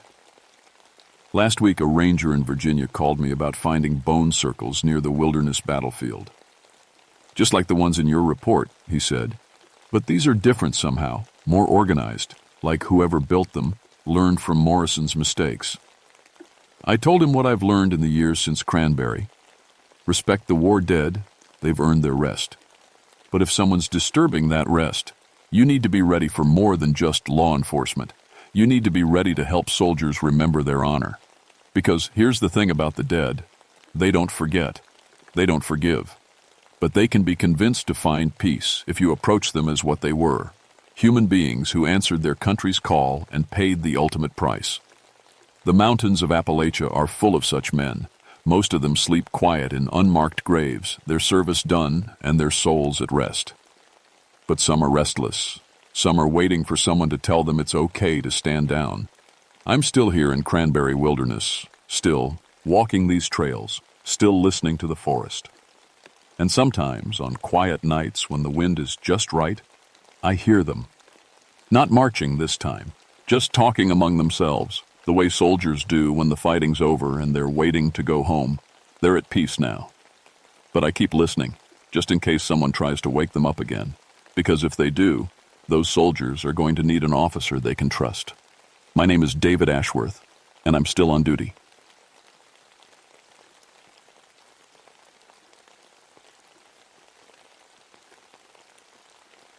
My name is William Thorne, but folks around here call me Iron Will.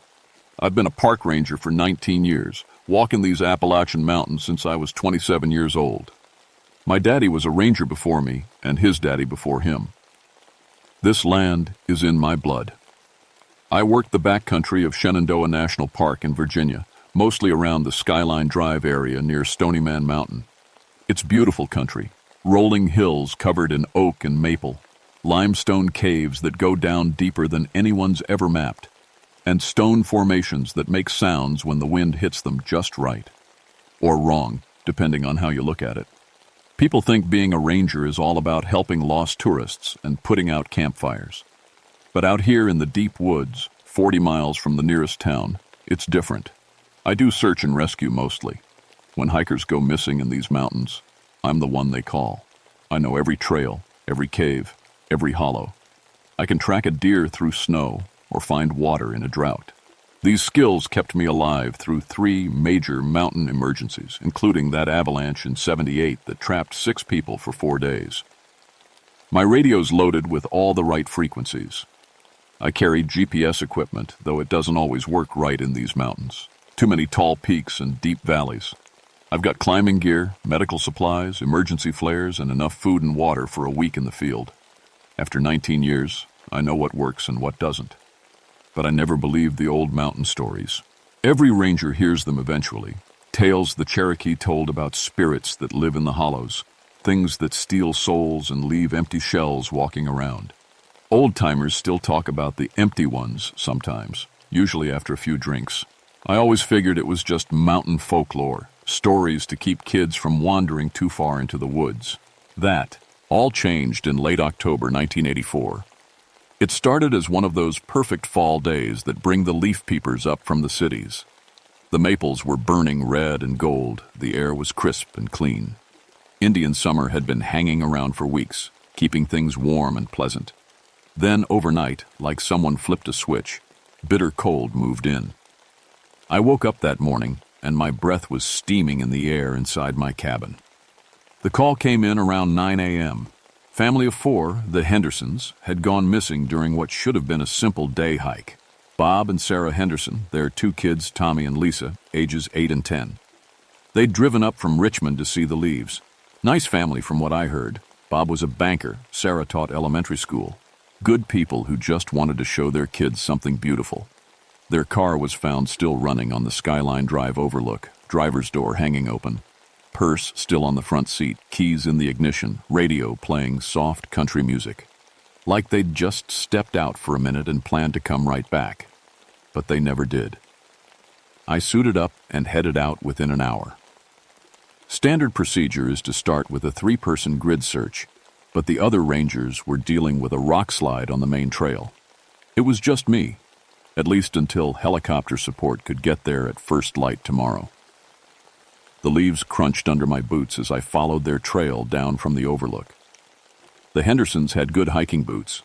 I could see their prints clear as day in the soft earth.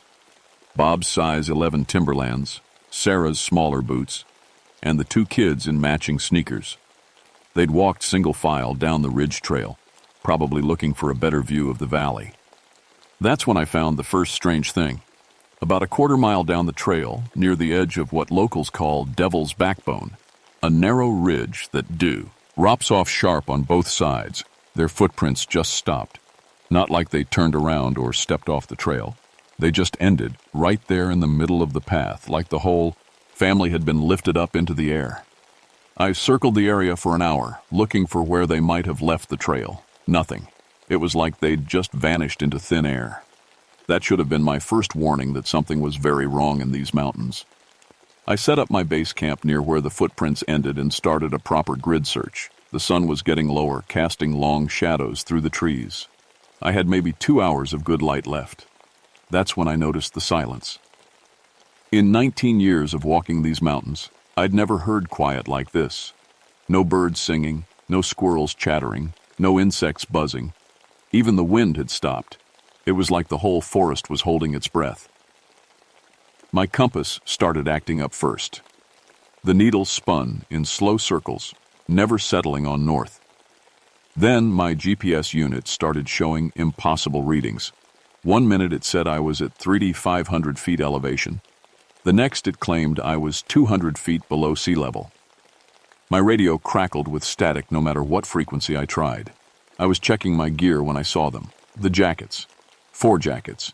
2 adult-sized, 2 children's, hanging neatly from tree branches 30 feet off the ground. Not thrown up there or caught by wind. Hung up carefully, like someone had climbed up and arranged them just so. I called out, "Bob, Sarah, can you hear me?" My voice echoed strangely in the stillness. No answer. I got out my climbing gear and went up after the jackets. They were definitely the Hendersons. I could see the family photo in Bob's wallet, still in the jacket pocket. But there was no way they could have gotten up there on their own. No broken branches, no disturbed leaves, nothing to show how someone had climbed 30 feet up a smooth oak tree. As I was coming down, rappelling slowly through the branches, I found something that made my blood run cold. Carved into the tree trunks, Enki, about 20 feet up, were symbols. Not random scratches. Carefully carved symbols that looked old, much older than the tree itself. They matched descriptions I'd heard from Cherokee elders, warnings about places where spirits lived, places where souls could be stolen. The locals called such places thin spots, places where the wall between our world and something else got weak.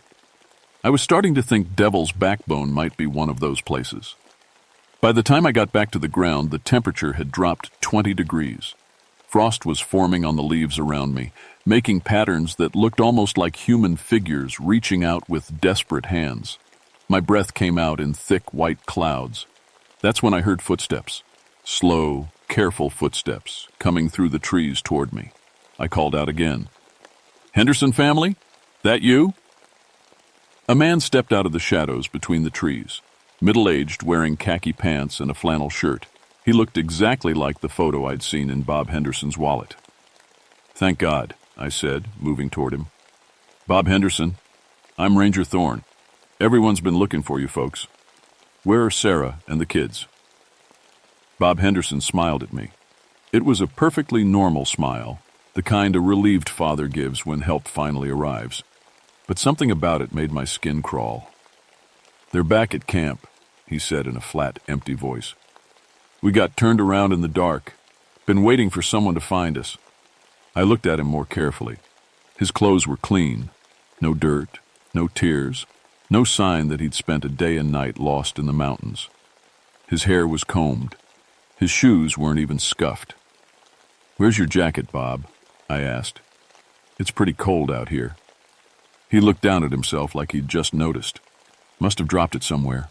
Sarah will have something to say about that." He laughed, but it sounded wrong, like someone who'd heard laughter but never understood what it meant.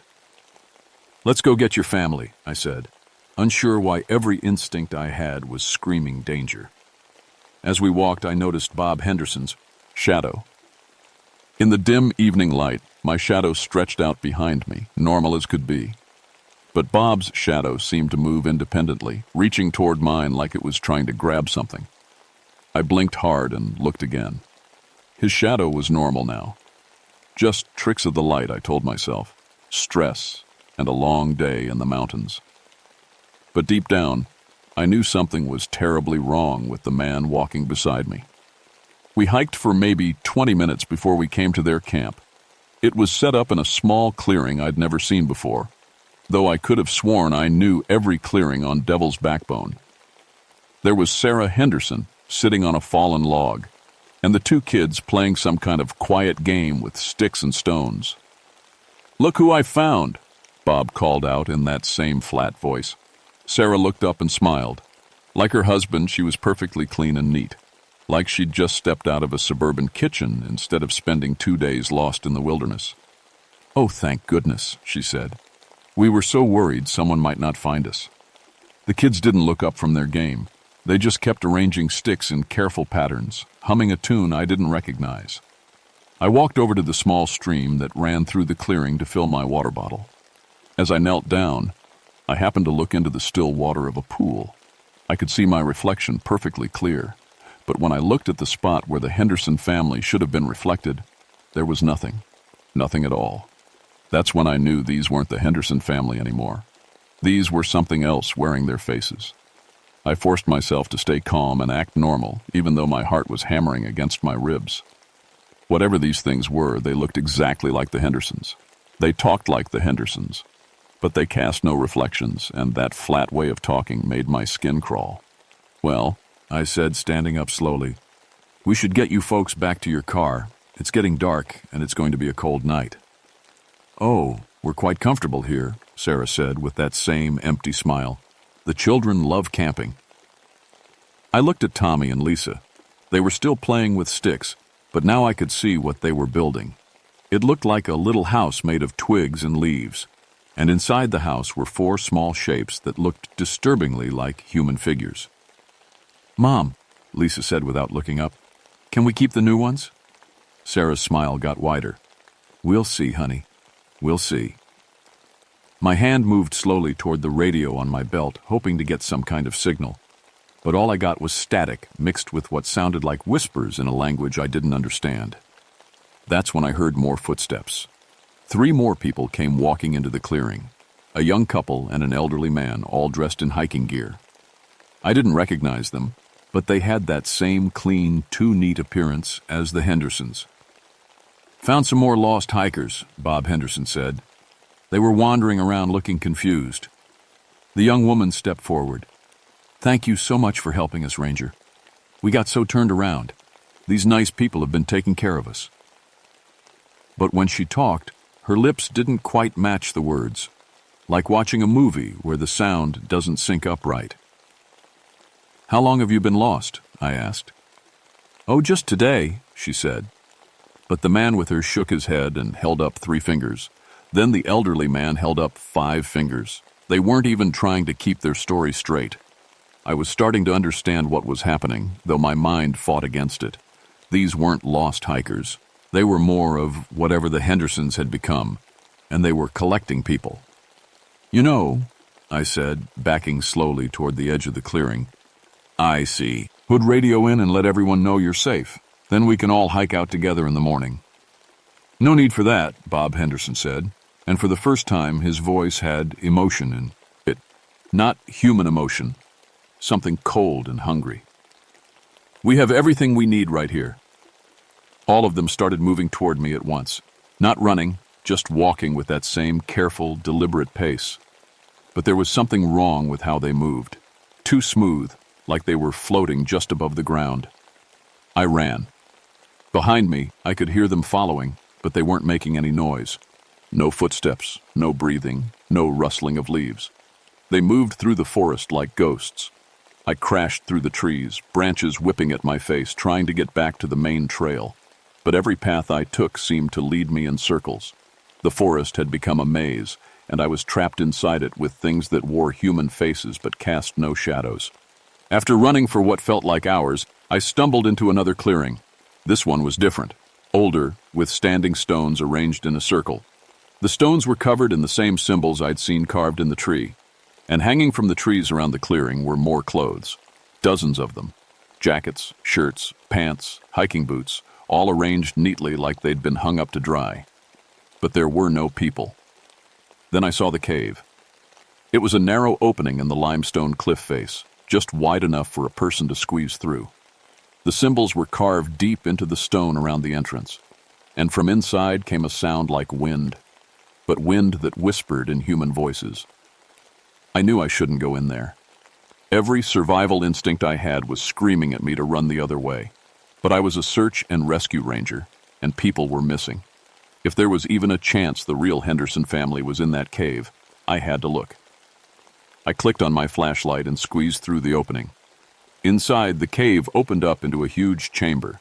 The walls were covered in those strange symbols, carved so deep they looked like they'd been made by claws instead of tools. And hanging from the ceiling were things that made me sick to look at. Human skins, perfectly intact human skins, hanging like empty clothes. Men, women, children, dozens of them, maybe hundreds. Some looked fresh, others looked old and dried. All of them still had faces, but the faces were empty, like masks with nothing behind them. And in the center of the chamber, I saw them. The real things, the hollow men. They weren't human at all.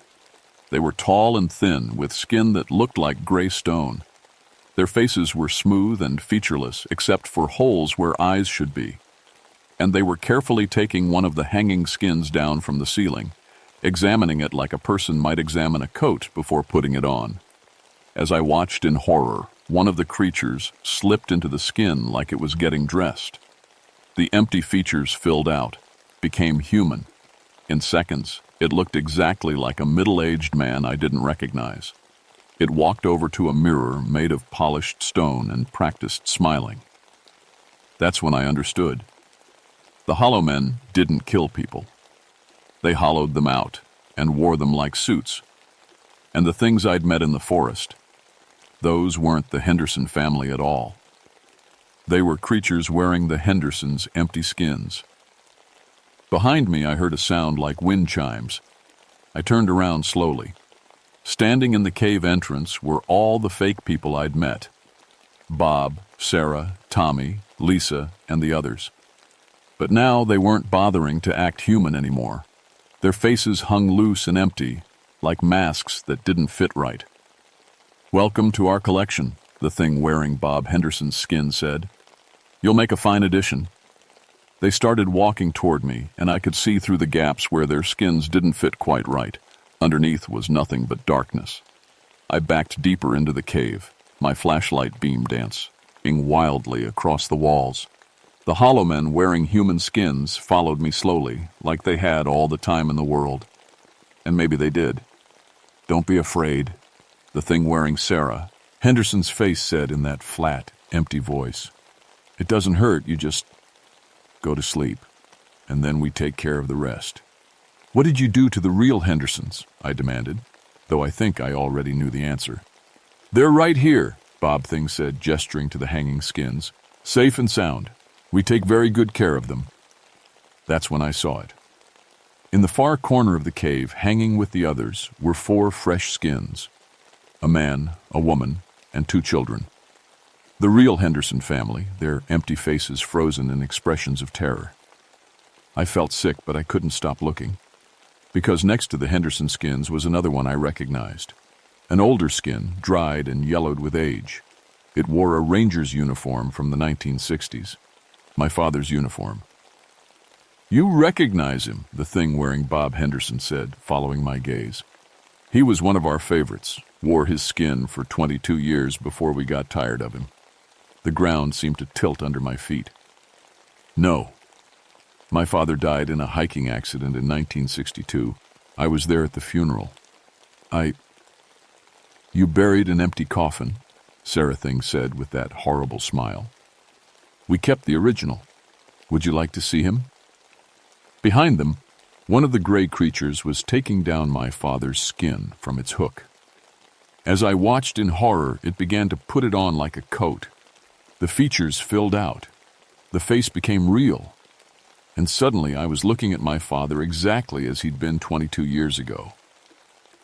"Hello, son," he said in my father's voice. But the eyes were wrong. They were completely black, like looking into deep water at night. "I've been waiting for you to come home." All the memories came flooding back. How my father had changed after his accident. How he'd become cold and distant, speaking in that same flat tone. How he'd tried to get me to come camping with him in these same mountains, but something had always felt wrong about it. How he'd died, really died, when I was 25, and at the funeral, I'd felt relieved instead of sad. "You knew," I whispered. "Some part of me always knew you weren't really him." "Smart boy," the thing wearing my father's face said, "but not smart enough to stay away." They were closing in now, forming a circle around me. I could feel something tugging at my chest, like invisible hands trying to pull something out of me. My vision started to blur, and I felt weak and dizzy. That's when my hand touched something in my jacket pocket. The Cherokee protection charm my grandmother had given me when I was a boy. I'd carried it for years without really believing in it, just because it reminded me of her. The moment my fingers closed around the small leather pouch, the tugging sensation stopped. The creature stepped back, hissing like angry cats. "Grandmother always said this would protect me," I gasped, pulling out the charm. It was warm in my hand, almost hot. She said there were thin places in these mountains where bad things lived. The fake people were backing away from me now, their borrowed faces twisting with anger and fear. "Cherokee magic," my father thing snarled. "We thought that knowledge was lost." I remembered more of my grandmother's stories now, about tobacco prayers and sacred fires, about running water and blessed ground. The Cherokee had dealt with these creatures for hundreds of years before the first white settlers arrived. "You can't have me," I said, standing straighter. "And you can't have anyone else." I pulled out my emergency flare gun with my free hand. The creatures lunged toward me, but I was already moving. I ran deeper into the cave, looking for what I needed. There, an underground stream running through the back of the chamber. Running water. They couldn't cross running water. I splashed into the stream and turned to face them. They stood at the water's edge, clawing at the air, but unable to follow. "This ends now," I said, and fired the flare into the hanging skins. the whole cave erupted in flames. Not normal fire. This burned white and clean, like sunlight. The creatures screamed, a sound like wind through broken glass. Their borrowed faces began to melt and slide off, revealing the gray, empty things underneath. The hanging skins didn't burn. Instead, they began to glow with soft light. And from each one, something rose up. Transparent figures that looked grateful and peaceful. Souls, I realized. All the souls the Hollow Men had stolen over the years, finally free to go wherever souls are supposed to go. The creatures themselves began to crumble like old wood, their gray forms falling apart and blowing away like ash. The last thing I saw before the cave collapsed was my father's real face, not the hollow imitation, but him as he really was, smiling at me with love and pride before fading into the light. I woke up 3 days later in the hospital in Luray. The official report said there'd been a cave-in near Devil's Backbone, and I'd been found unconscious near the entrance with smoke inhalation and a concussion. The Henderson family was listed as victims of the same cave-in. Their bodies never recovered. The Park Service gave me a commendation for trying to save them and transferred me to a different district for my own well-being. I didn't argue. I needed to get away from those mountains for a while. But the transfer didn't change what I'd learned. Over the next few months, I started researching similar incidents at other parks throughout Appalachian territory. Missing hikers whose cars were found with engines still running. Families that vanished without a trace near limestone caves. People who came back from camping trips. Different. I found dozens of cases, maybe hundreds, all in places where Cherokee stories mentioned thin spots between worlds. The thing is, I can spot them now, the hollow ones. You learn to look for the signs. The way they do, can't quite sync up when they talk. The too perfect cleanliness, the lack of reflection in still water. Most importantly, you look in their eyes. Really look. Human eyes have depth, emotion, life. Hollow eyes are just empty, like looking into a deep well at midnight. I've seen 3 of them since Devil's Backbone. One was a hiker who asked for directions to a remote cave system. I sent him the wrong way and radioed ahead to other rangers to watch for him. He never turned up again. The second was a woman at a gas station who claimed to be lost, looking for a specific mountain trail. Her shadow moved wrong when she wasn't paying attention. I told her the trail was closed for the season. She smiled that empty smile and drove away. The third was the hardest. It was a man who looked exactly like my old partner, Jake Morrison. He showed up at my new ranger station last month, claiming he'd been transferred from Shenandoah to help with a special case. But Jake and I had worked together for 10 years, and I knew the way he laughed when he thought something was funny. This thing didn't laugh right. I made an excuse and called the real Jake at home. He answered on the second ring, very much alive and working a desk job in Richmond after an early retirement due to a back injury. When I came back outside, the fake Jake was gone. So here's what I want you to understand. If someone you love goes missing in the mountains and comes back, changed, you need to pay attention. Look for the signs. Trust your instincts when something feels wrong, even if you can't explain why. The Cherokee were right about thin places. There are spots in these old mountains where the wall between our world and somewhere else gets thin. Places where things that should stay hidden can reach through and take what doesn't belong to them. Most of these places are sealed up now, burned clean with sacred fire. But some aren't. Some are still out there, waiting. And the things that live in them are patient. They've got all the time in the world. If you're planning to hike in Cherokee territory, anywhere in the Appalachians where the stones are old and the caves run deep, do yourself a favor. Carry tobacco for prayers. Stay away from limestone caves marked with strange symbols. Don't camp alone near running water that suddenly goes silent. And if someone in your group goes missing and comes back too quickly, too clean, with eyes that don't reflect light the right way, run. My name is William Thorne, and I've been protecting these mountains for 19 years. Some things in the mountains are beautiful beyond words. Others should stay buried in the dark. The trick is knowing which is which.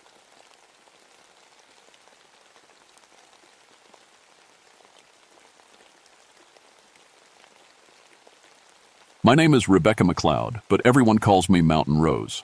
I've been a ranger on Grandfather Mountain for 11 years now, and I've seen things up there that would make most people pack up and move to Florida. But December 15th, 1978, that was the day I learned some mountains don't want to be climbed. I was checking gear in the rescue station when the call came in. 6 rock climbers had gotten caught in a sudden blizzard near the summit. The weather report said clear skies. But anyone who's worked these peaks knows Mother Nature doesn't read forecasts. "McLeod here," I answered the radio, pulling on my thermal layers. The temperature had dropped 20 degrees in the last hour. "Rebecca, we've got a situation." It was dispatch, and Sarah's voice had that tight edge that meant trouble. "Climbing party of 6, last contact 2 hours ago. They reported impossible weather conditions and requested immediate evacuation." I looked out the window at the swirling snow. The peaks were lost in white, and the wind was howling like something wild and angry. "Helicopter?" "Grounded. Winds are hitting 80 miles per hour up there. You're the only one certified for high-angle rescue in these conditions." I'd done this dance before. 200 mountain rescues over 11 years, and I'd brought everyone home alive. Well, almost everyone.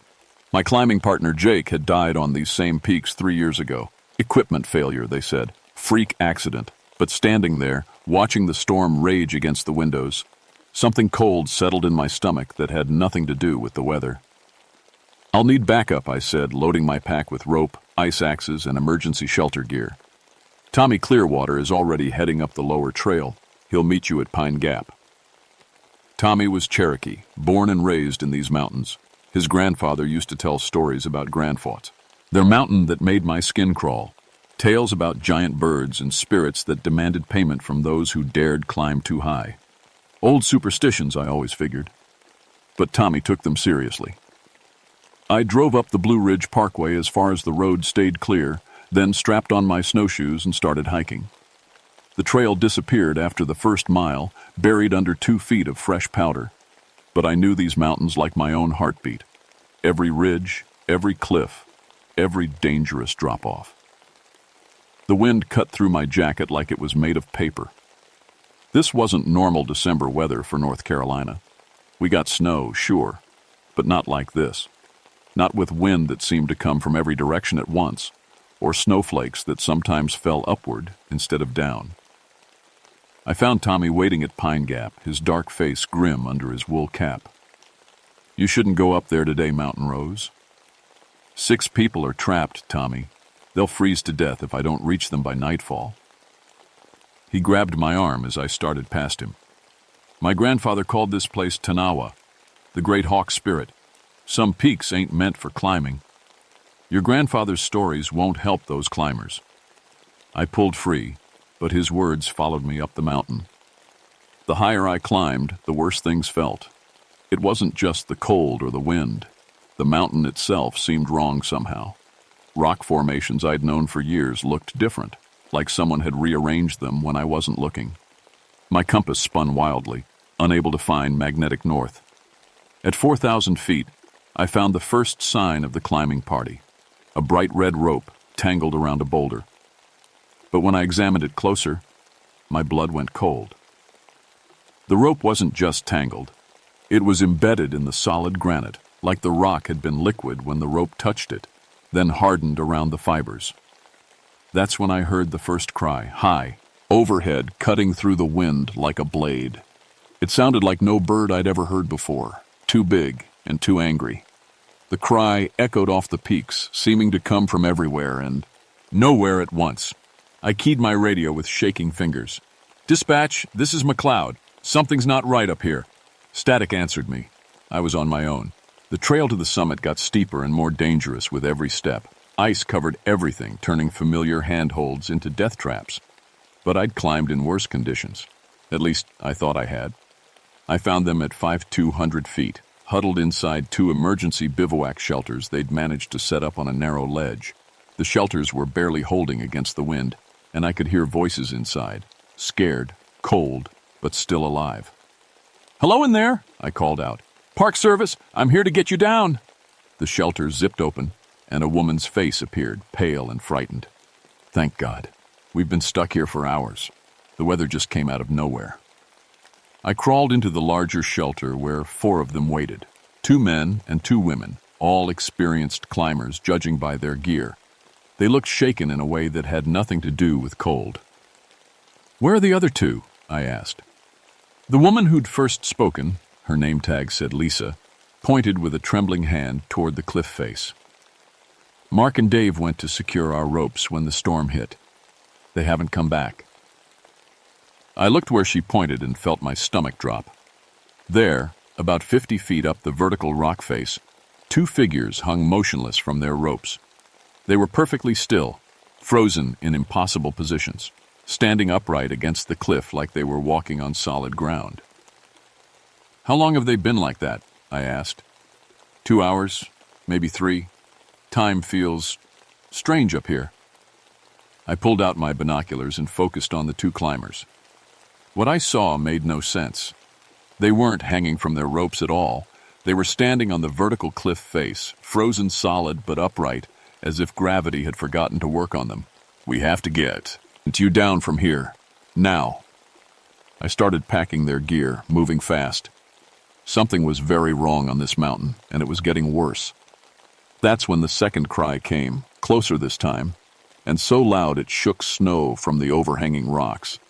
The sound seemed to vibrate in my chest, making my heart skip beats. The 4 climbers pressed closer together, their eyes wide with terror. "What was that?" one of the men whispered. I didn't answer because I didn't know, but I was starting to remember stories Tommy's grandfather used to tell. Stories about a great bird that lived in the highest peaks, a spirit that demanded payment from anyone who dared enter its territory. The wind suddenly stopped.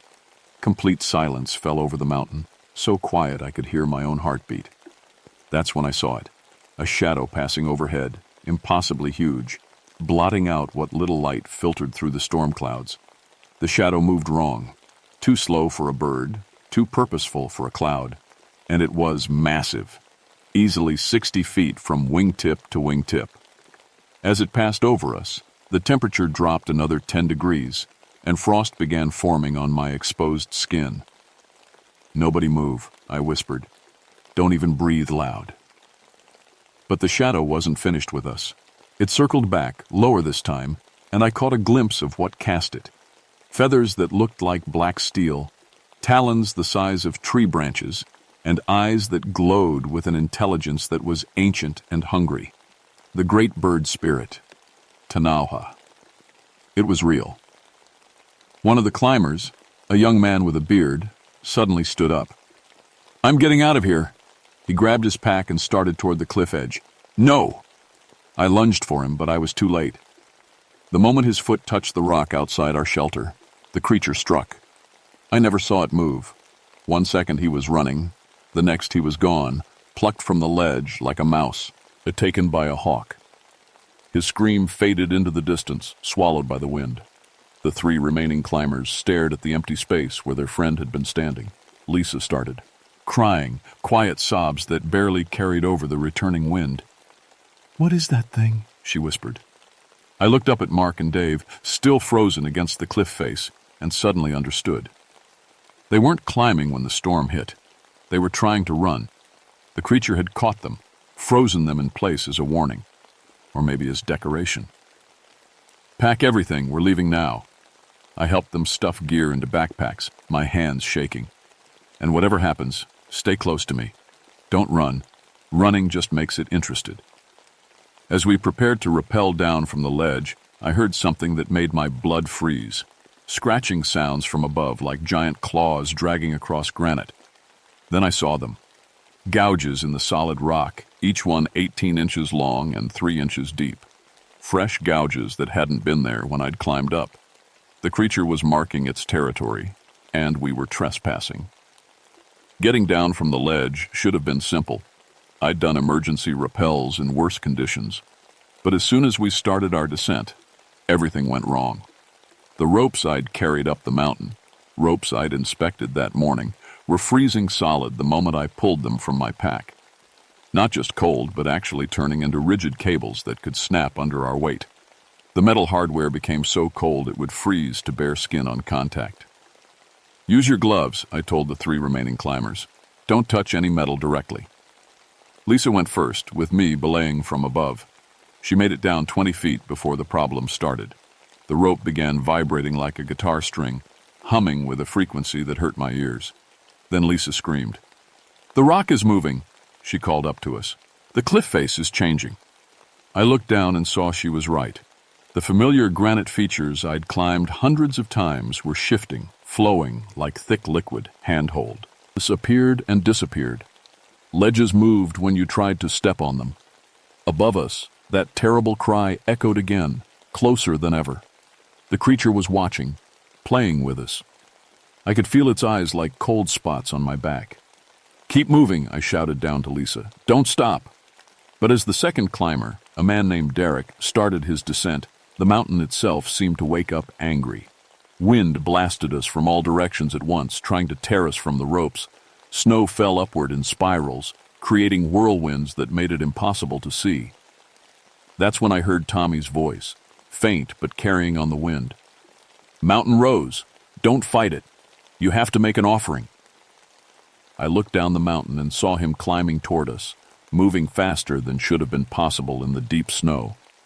But he stopped at a line of exposed rock about 200 feet below, refusing to come higher. "What kind of offering?" I yelled back. His answer chilled me more than the wind. "Blood, Mountain Rose. The old agreement requires blood." The creature cried again, and this time I heard something else in its voice. Not just anger, but hunger. It wanted payment for the climbers who had dared its sacred heights. Lisa reached the bottom of our rappel, but Derek was in trouble. Halfway down, his rope had frozen completely solid. He dangled there, unable to move up or down, the metal hardware cutting into his hands, even through his gloves. "I can't move," he called up. "The gear is stuck." I started down after him, but the mountain had other ideas. The rock face around Derek began to bulge outward, pushing him away from the cliff. I watched in horror as the granite formed itself into the shape of a massive hand, fingers closing around Derek's body. He screamed once, a sound that cut off abruptly as the stone fingers tightened. When the rock hand opened again, Derek was gone, not fallen. Gone. Like he'd never existed at all. The remaining climber, a woman named Carol, was crying openly now. "This isn't possible. Rocks don't move like that. Birds don't get that big. Possible or not, it's happening." I helped her get ready for her descent, and we need to get off this mountain before it decides it wants all of us. But as Carol started down the rope, I realized we had a bigger problem. The creature wasn't just hunting us randomly. It was hurting us, driving us towards something specific. Every time we tried to take the safe route down, wind or moving rock forced us toward the east face, the steepest, most dangerous part of the mountain. The east face, where ancient Cherokee petroglyphs were carved into the stone, pictures of giant birds carrying away human figures. Pictures that I'd always assumed were just mythology. I was beginning to understand that Jake's death 3 years ago hadn't been an accident. He'd been taken by this thing, claimed as payment for climbing too high. And now it wanted more. Carol made it down safely, but when I started my own descent, the creature made its move.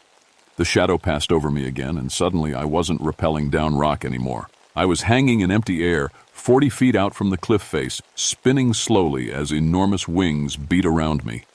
The great bird had me. I looked up into eyes the size of dinner plates, ancient and intelligent, and completely without mercy.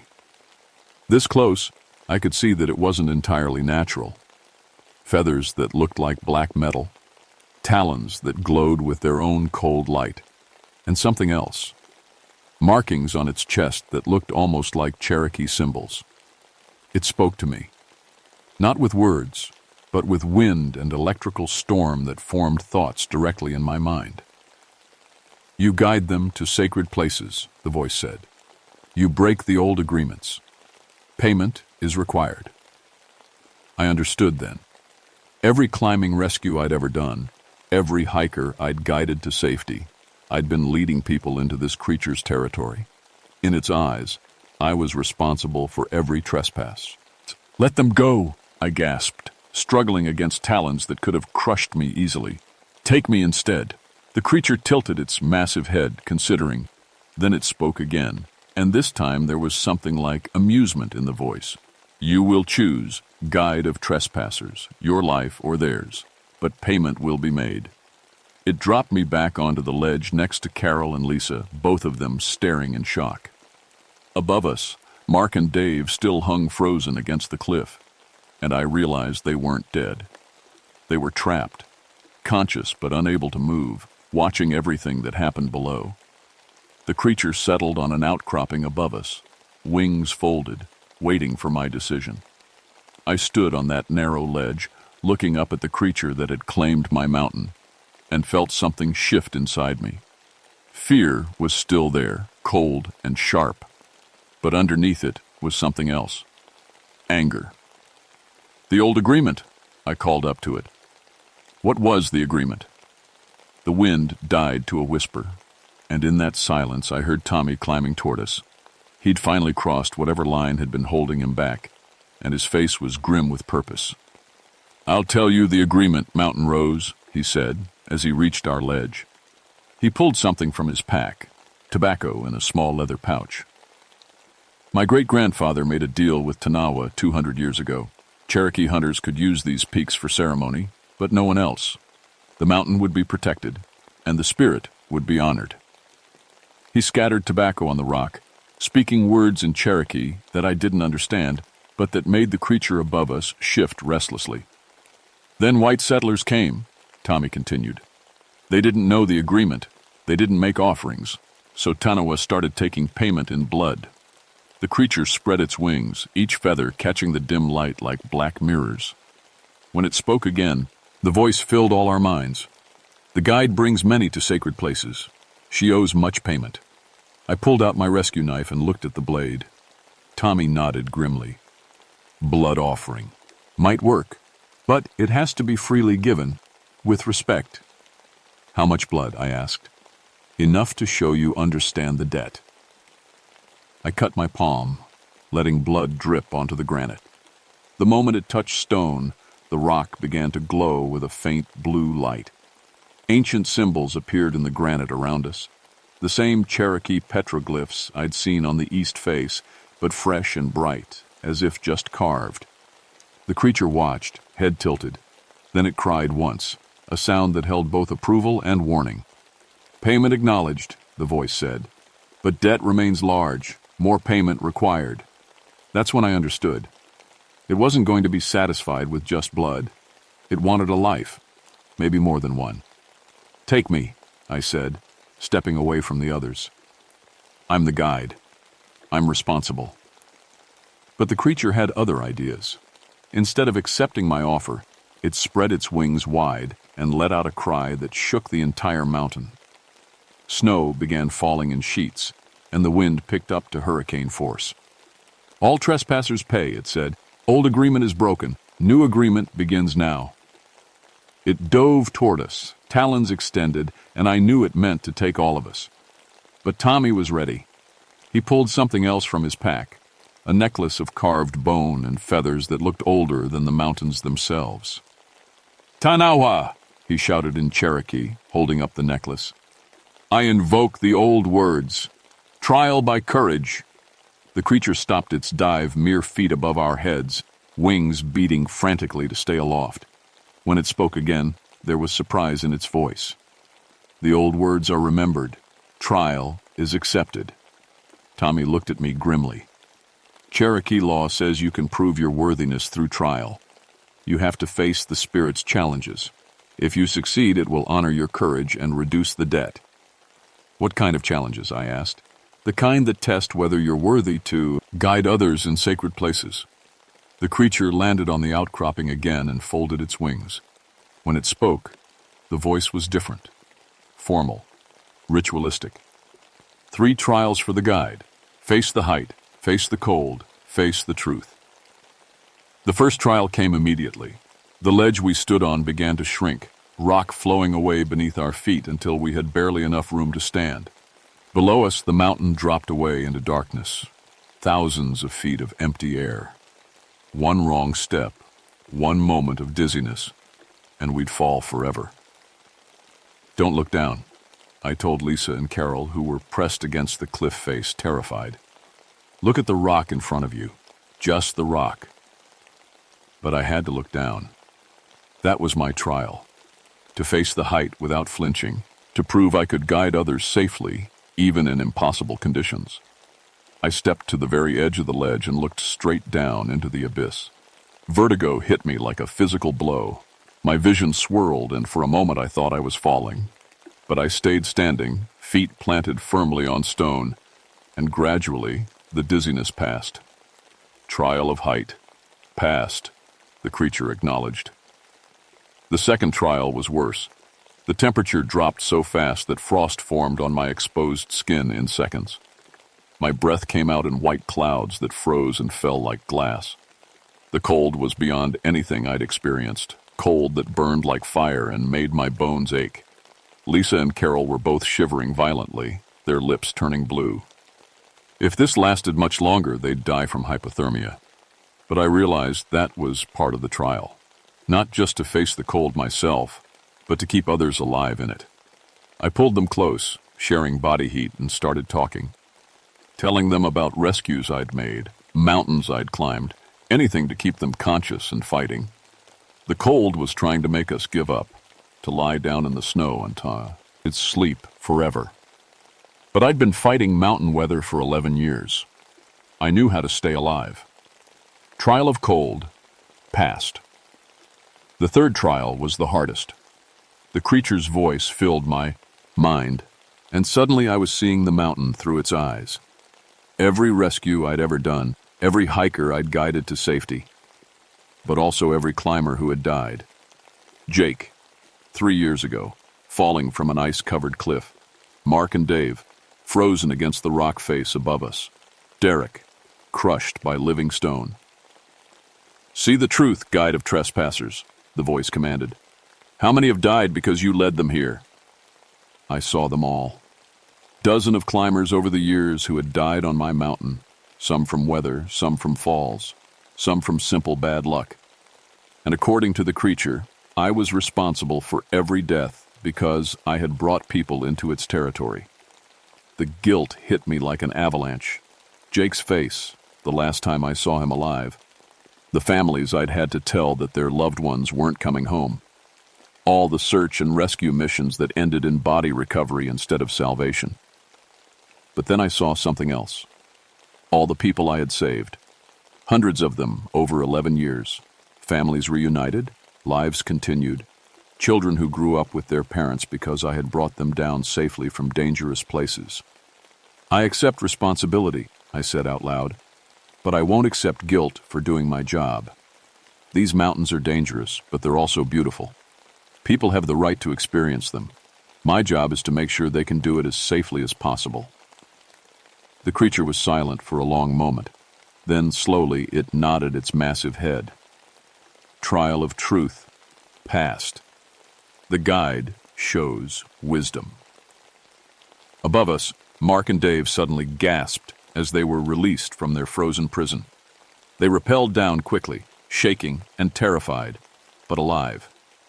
The wind died to a whisper, and normal snowfall replaced the supernatural blizzard. Payment is reduced, the creature said. But remember the old agreement, guide. Respect the sacred places, make the proper offerings, and perhaps the mountain will let others pass safely. It spread its wings and launched into the air, disappearing into the clouds in seconds.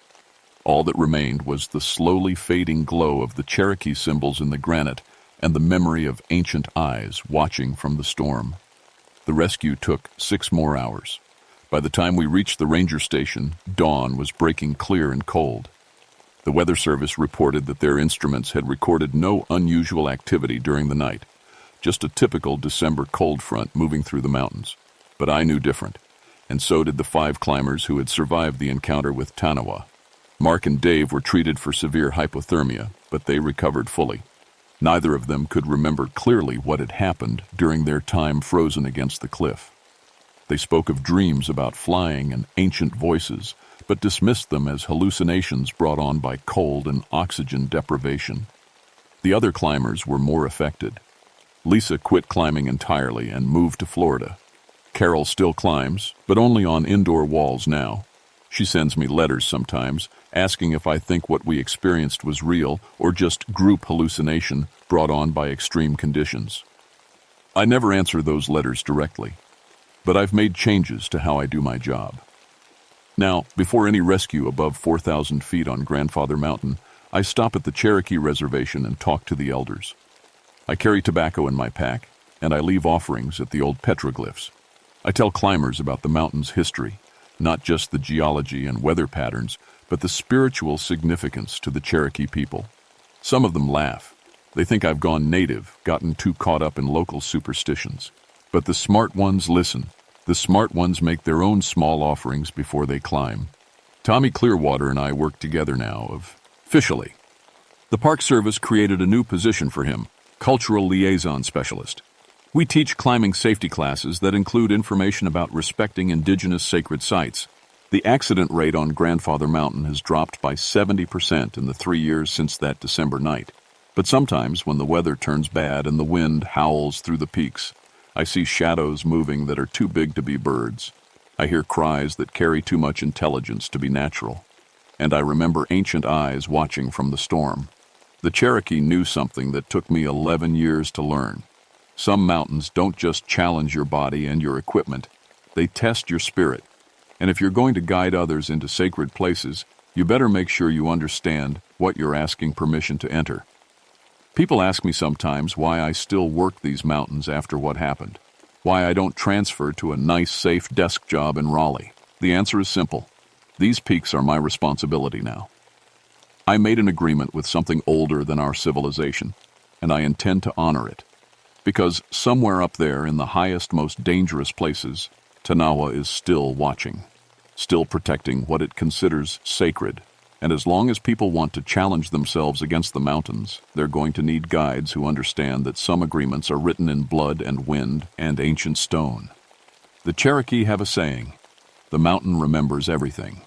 I believe that now, and I make sure every climber who follows me up those peaks learns to remember it too.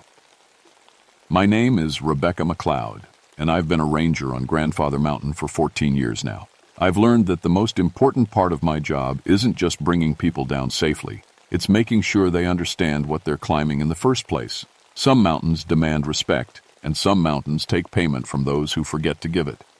Remember that. The next time you're tempted to challenge the high places, make your offerings. Show you a respect. And maybe, if you're very careful and very lucky, the mountain will let you pass. But it will always be watching.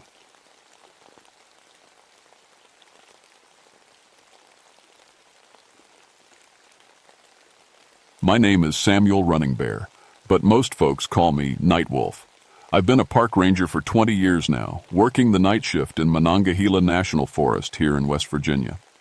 People think I got my nickname because of my Lakota heritage, but the truth is simpler. I see better in the dark than most people see in daylight. I grew up learning two worlds. My grandmother taught me the old Lakota ways, while my German father showed me how to use modern tools. When I joined the Army as a young man, they made me a scout because I could track anything and move silent as a shadow. After my service, I came here to Blackwater Falls State Park. The deep woods and rushing water reminded me of the sacred places grandmother used to talk about. Most rangers work days, dealing with tourists and campfire permits. Me? I handle the night shift. When the sun goes down and normal people head inside, that's when I start work. My job is watching over the nocturnal animals. The bears, the wildcats, the wolves that sometimes drift down from Canada. I know their sounds, their tracks, their habits. After 20 years, there's not much that surprises me anymore. Or so I thought. It was November 1982, and we had a new moon, the darkest kind of night you can get. The air was cold enough to see your breath, and the hemlock trees were so thick they blocked out what little starlight there was. Perfect conditions for my kind of work. But something felt different that night. Wrong. I was getting ready for my patrol when the radio crackled. Jenny Blackwater, our day shift supervisor, came in looking worried. Jenny was Seneca, knew these mountains better than anyone, and I'd never seen her rattled before. "Sam, we got problems," she said, setting down a stack of incident reports. 3 different camping groups called in the same story this week. They say there's a pack of wolves hunting. Them, but not like normal wolves. I picked up the reports and read them. The stories were similar, but crazy. Campers talking about wolves that seemed to work together like a military unit. Wolves that set traps and used strategy. One family swore the pack leader walked on 2 legs sometimes. Probably just scared city folks, I said. You know how people get in the dark woods. Every shadow looks like a monster. Jenny shook her head. These aren't city people, Sam. 2 of the groups were experienced hikers. The third was a hunting party from Pennsylvania. Guys who know their way around wild animals. I studied the reports again. All 3 groups had been camping near the Blackwater River, close to the falls. The tracks they described were strange. Wolf paws, but walking in perfect formation, like soldiers marching. One report mentioned finding their gear moved around their campsite while they slept, arranged in ways that made no sense. I'll take a look tonight, I told Jenny. Probably just a pack that's learned to be smart around humans. Maybe some escaped zoo animals or wolf-dog hybrids. Jenny looked at me with those dark eyes of hers, and I saw something I'd never seen before. Fear. Sam, my grandmother told stories about these mountains.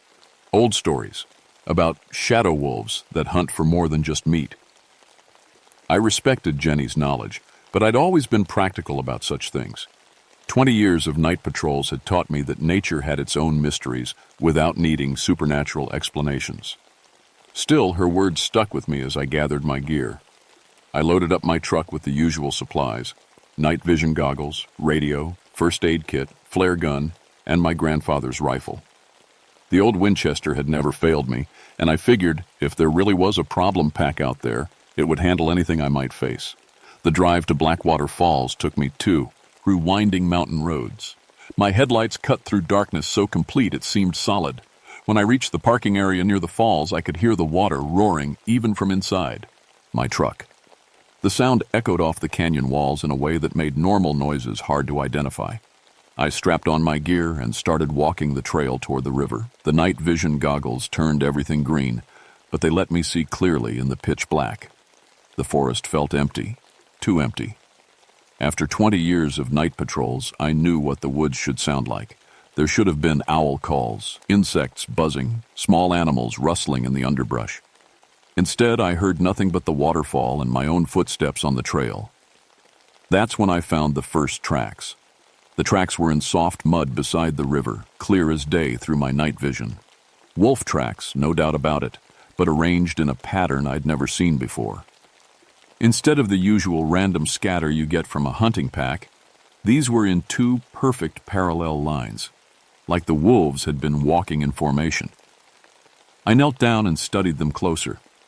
The paw prints were larger than normal, bigger than any wolf tracks I'd seen in 20 years. But what really bothered me was how they were spaced. The stride was too long, like the animals had been moving on 2 legs sometimes instead of 4. I followed the tracks along the riverbank. They led upstream toward the falls, and the pattern never broke. Whatever had made these prints had kept perfect formation for over a quarter mile. No animal naturally moves that way. The sound of the waterfall got louder as I climbed the rocky path. Blackwater Falls drops 57 feet into a deep gorge, and the mist rises up like smoke in the cold air. The rocks were slippery, and I had to watch my footing. That's probably why I almost missed the first sign of real trouble. My night vision caught something pale in the green darkness. About 50 yards from the base of the falls, someone had built a shelter, branches and leaves arranged into a lean-to. But as I got closer, I realized it wasn't a shelter at all. It was a cage. The branches were woven together with strips of cloth torn from camping gear. Inside the cage, scattered across the ground, were personal items: a wallet, a wedding ring, a child's stuffed animal. The items were arranged in a careful pattern around what looked like the remains of a small fire. But there were no people. I checked my radio, but the signal was weak down in the gorge. The canyon walls blocked most transmissions, and I was on my own until I could climb back to higher ground. I took pictures with my camera and made notes about the location. That's when I heard the first howl. It came from somewhere upstream, beyond the falls. Not the usual wolf howl you hear in movies. This was deeper, almost like a human voice trying to sound like an animal. The sound bounced off the canyon walls and seemed to come from everywhere at once. Then another howl answered it, from a different direction. Then another. Within seconds, the whole gorge was filled with howling voices, and I realized I was surrounded. I drew my rifle and clicked off the safety. 20 years of ranger work had taught me that most animal problems could be solved by making yourself look big and making lots of noise. But something told me this situation was different. The howling stopped all at once, like someone had given a signal. The silence was worse than the noise. I could hear my own heartbeat and the sound of water dripping from the rocks. Then I saw the eyes. Green points of light in my night vision, scattered through the trees on both sides of the canyon. But as I watched, the green turned to red, hot spots that my thermal imaging picked up as body heat. The eyes were positioned too high off the ground for normal wolves, and they moved with purpose, not the random motion of wild animals. I counted at least 8 pairs of eyes, forming a rough circle around my position. They weren't moving closer, just watching, waiting. I started backing toward the trail that led up out of the gorge, keeping my rifle ready. The eyes followed my movement but kept their distance.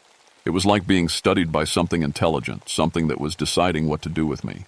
That's when I found the first body. He was wedged between 2 rocks about 10 feet from the trail, still wearing his hiking boots and backpack. The park ID in his wallet said his name was Marcus Webb, age 34, from Pittsburgh. He'd been reported missing 3 days ago. The cause of death was obvious: massive trauma to the neck and chest, consistent with large animal attack. But what bothered me was the condition of the body. It hadn't been eaten. In fact, it looked like it had been carefully positioned between the rocks, almost like it was being displayed. I radioed for backup, but still got nothing but static. I was at least an hour's hike from the nearest road, and my truck radio had better range than the portable unit. I needed to get out of the canyon and call for help, but the eyes had moved. They were now positioned between me and the trail out. I was trapped. I fired a shot into the air, hoping the noise would scare them off. The sound echoed through the canyon like thunder. For a moment, nothing happened. Then I heard something that made my blood freeze. Laughter. Not human laughter, but not entirely animal either. It came from the same directions as the eyes, and it sounded like whatever was out there found my predicament amusing. I started moving toward the trail anyway, rifle raised and ready. If I was going to die in this canyon, I wasn't going to make it easy. That's when they stepped into view.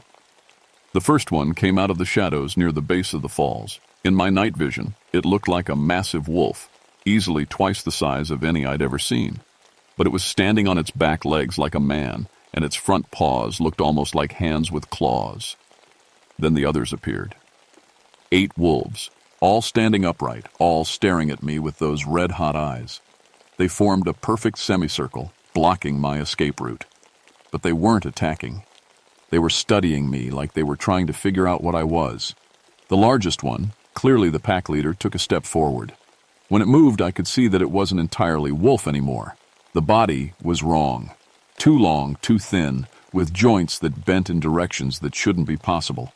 The head was wolf-like, but the eyes had human intelligence behind them. It spoke.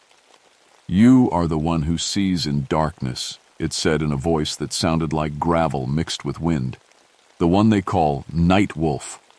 My hands were shaking as I kept the rifle trained on it.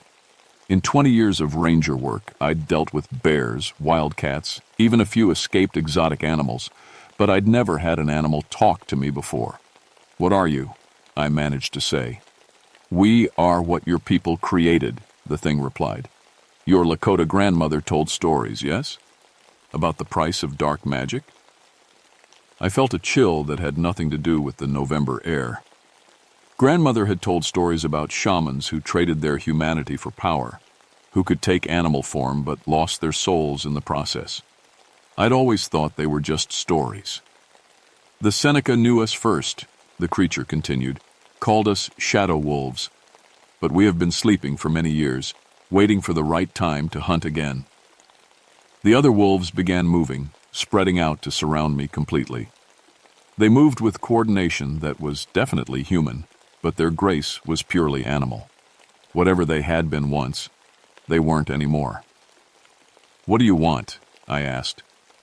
The leader smiled, showing teeth that were far too large and sharp for any natural animal. "Souls," it said. "We collect them. The more we take, the stronger we become. And you, Night Wolf, have a particular, really bright soul." That's when I noticed something that made my situation even worse. Around the neck of each wolf, barely visible in the darkness, was a collar made of human finger bones, fresh ones. "The campers," I said. "Food for the body, souls for the spirit," the leader confirmed. "We have been feeding well since we awakened, but we are still hungry." I counted my ammunition, 6 shots left in the rifle, plus a full clip in my pistol. Even if every shot was perfect, there were too many of them. I needed a different strategy. "You said I have a bright soul," I said, playing for time. "What does that mean?" "You walk between two worlds, like we do," the leader explained. "Your grandmother's blood gives you power you have never used. We can teach you to embrace it. Join you mean. Transform. Become what you were meant to be. The alternative is death." I thought about Jenny's warning, about the old stories. In those tales, there was always a way to fight dark magic, but it required sacrifice. Sometimes the ultimate sacrifice. "Let me think about it," I said. The leader laughed that horrible, not quite human sound again. "Think quickly. Dawn is still hours away and we grow impatient." That's when I made my first mistake. I lowered the rifle slightly, pretending to consider their offer. The moment I did, 2 of the smaller wolves rushed me from the sides. I got 1 shot off, hitting the first attacker center mass. It screamed and fell, but the wound closed almost immediately and it got back up. The second one hit me like a freight train, knocking me backward into the rocks. Pain shot through my shoulder as claws raked across my jacket, but the thick leather held. I rolled away and came up firing, putting 3 more shots into the attacking wolf.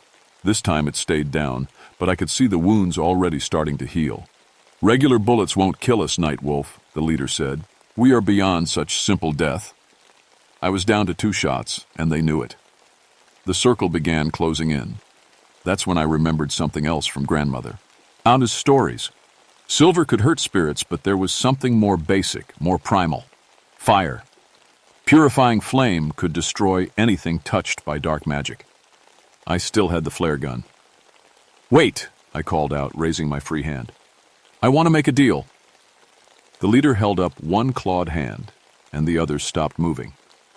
"What kind of deal?" "You want souls, right? I know where you can get a lot more than just mine." The creature's eyes narrowed with interest. "Explain." "There's a scout group coming through tomorrow night.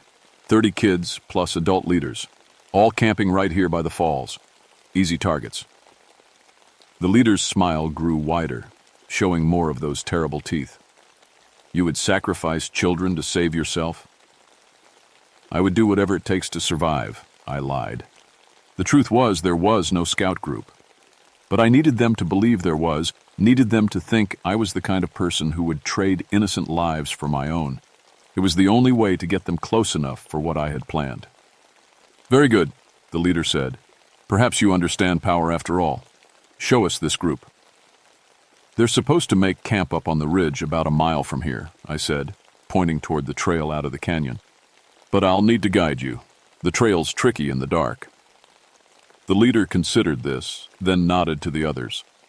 They fell into formation behind us as we started up the trail. I kept the flare gun hidden under my jacket, waiting for the right moment. We were halfway up the canyon wall when I made my move. I spun around and fired the flare directly into the face of the pack leader. The magnesium burned white-hot against his skull, and for the first time, I heard him scream in genuine pain. The smell of burning fur and flesh filled the air, but instead of falling, he just got angry. "You think fire will stop us?" he roared, his voice now fully inhuman. "We are beyond such weak magic."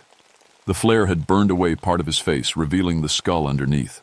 But even as I watched, the flesh began growing back, healing itself with unnatural speed. I ran. The trail up the canyon wall was steep and rocky, but I knew it better than they did. 20 years of night patrols had taught me every root and stone. Behind me, I could hear them coming, not the normal sound of animals running, but something worse.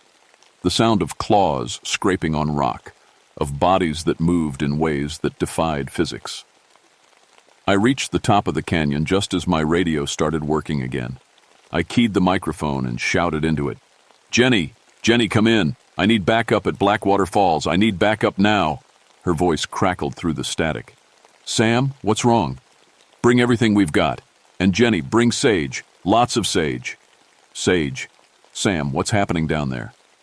Before I could answer, something hit me from behind and sent me rolling across the rocky ground. One of the wolves had caught up to me, and it was no longer bothering to look human. Its body had stretched and twisted into something out of a nightmare, still wolf-like but wrong in every proportion. I pulled out my pistol and emptied the entire clip into it. The bullet slowed it down but didn't stop it. Each wound healed within seconds.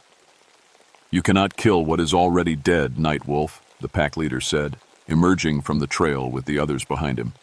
"We died long ago when we first tasted dark magic. Now we exist between life and death, sustained by the souls we harvest." They had me surrounded again, but this time I was on flat ground with room to maneuver. More importantly, I was close to my truck and the emergency supplies I kept there. "You want to know about real magic?" I said, backing toward the vehicle. "Let me show you what my grandmother taught me." In the truck's storage compartment, I had a bundle of white sage that Jenny had given me years ago. She'd said it was for ceremonial purposes to cleanse negative energy. I'd never realized. I believed in such things, but I'd kept it anyway out of respect for her traditions. Now it might be the only thing that could save my life. I grabbed the sage bundle and my emergency lighter. As I lit it, the smoke began rising in thick white clouds. The effect on the wolves was immediate. They backed away, snarling and covering their faces. "Purification smoke," I said, understanding finally dawning on me. "It burns away spiritual contamination, doesn't it?" The pack leader's eyes were now filled with something I hadn't seen before, fear. "You do not understand what you are doing," he said. "We offer you power beyond imagination. We offer you immortality." "You offer corruption," I replied, advancing with the smoking sage. "My grandmother always said the spirits of the earth could cleanse any darkness. I guess it's time to find out if she was right." I began singing one of the old Lakota purification songs, the words coming back to me from childhood. The smoke grew thicker, and the wolves began to howl in pain. But instead of backing away further, they seemed to be changing. Their wolf forms were dissolving, revealing what lay underneath. Human faces, twisted with pain and madness. Men and women who had once been normal people, corrupted by the same dark magic that had created their leader.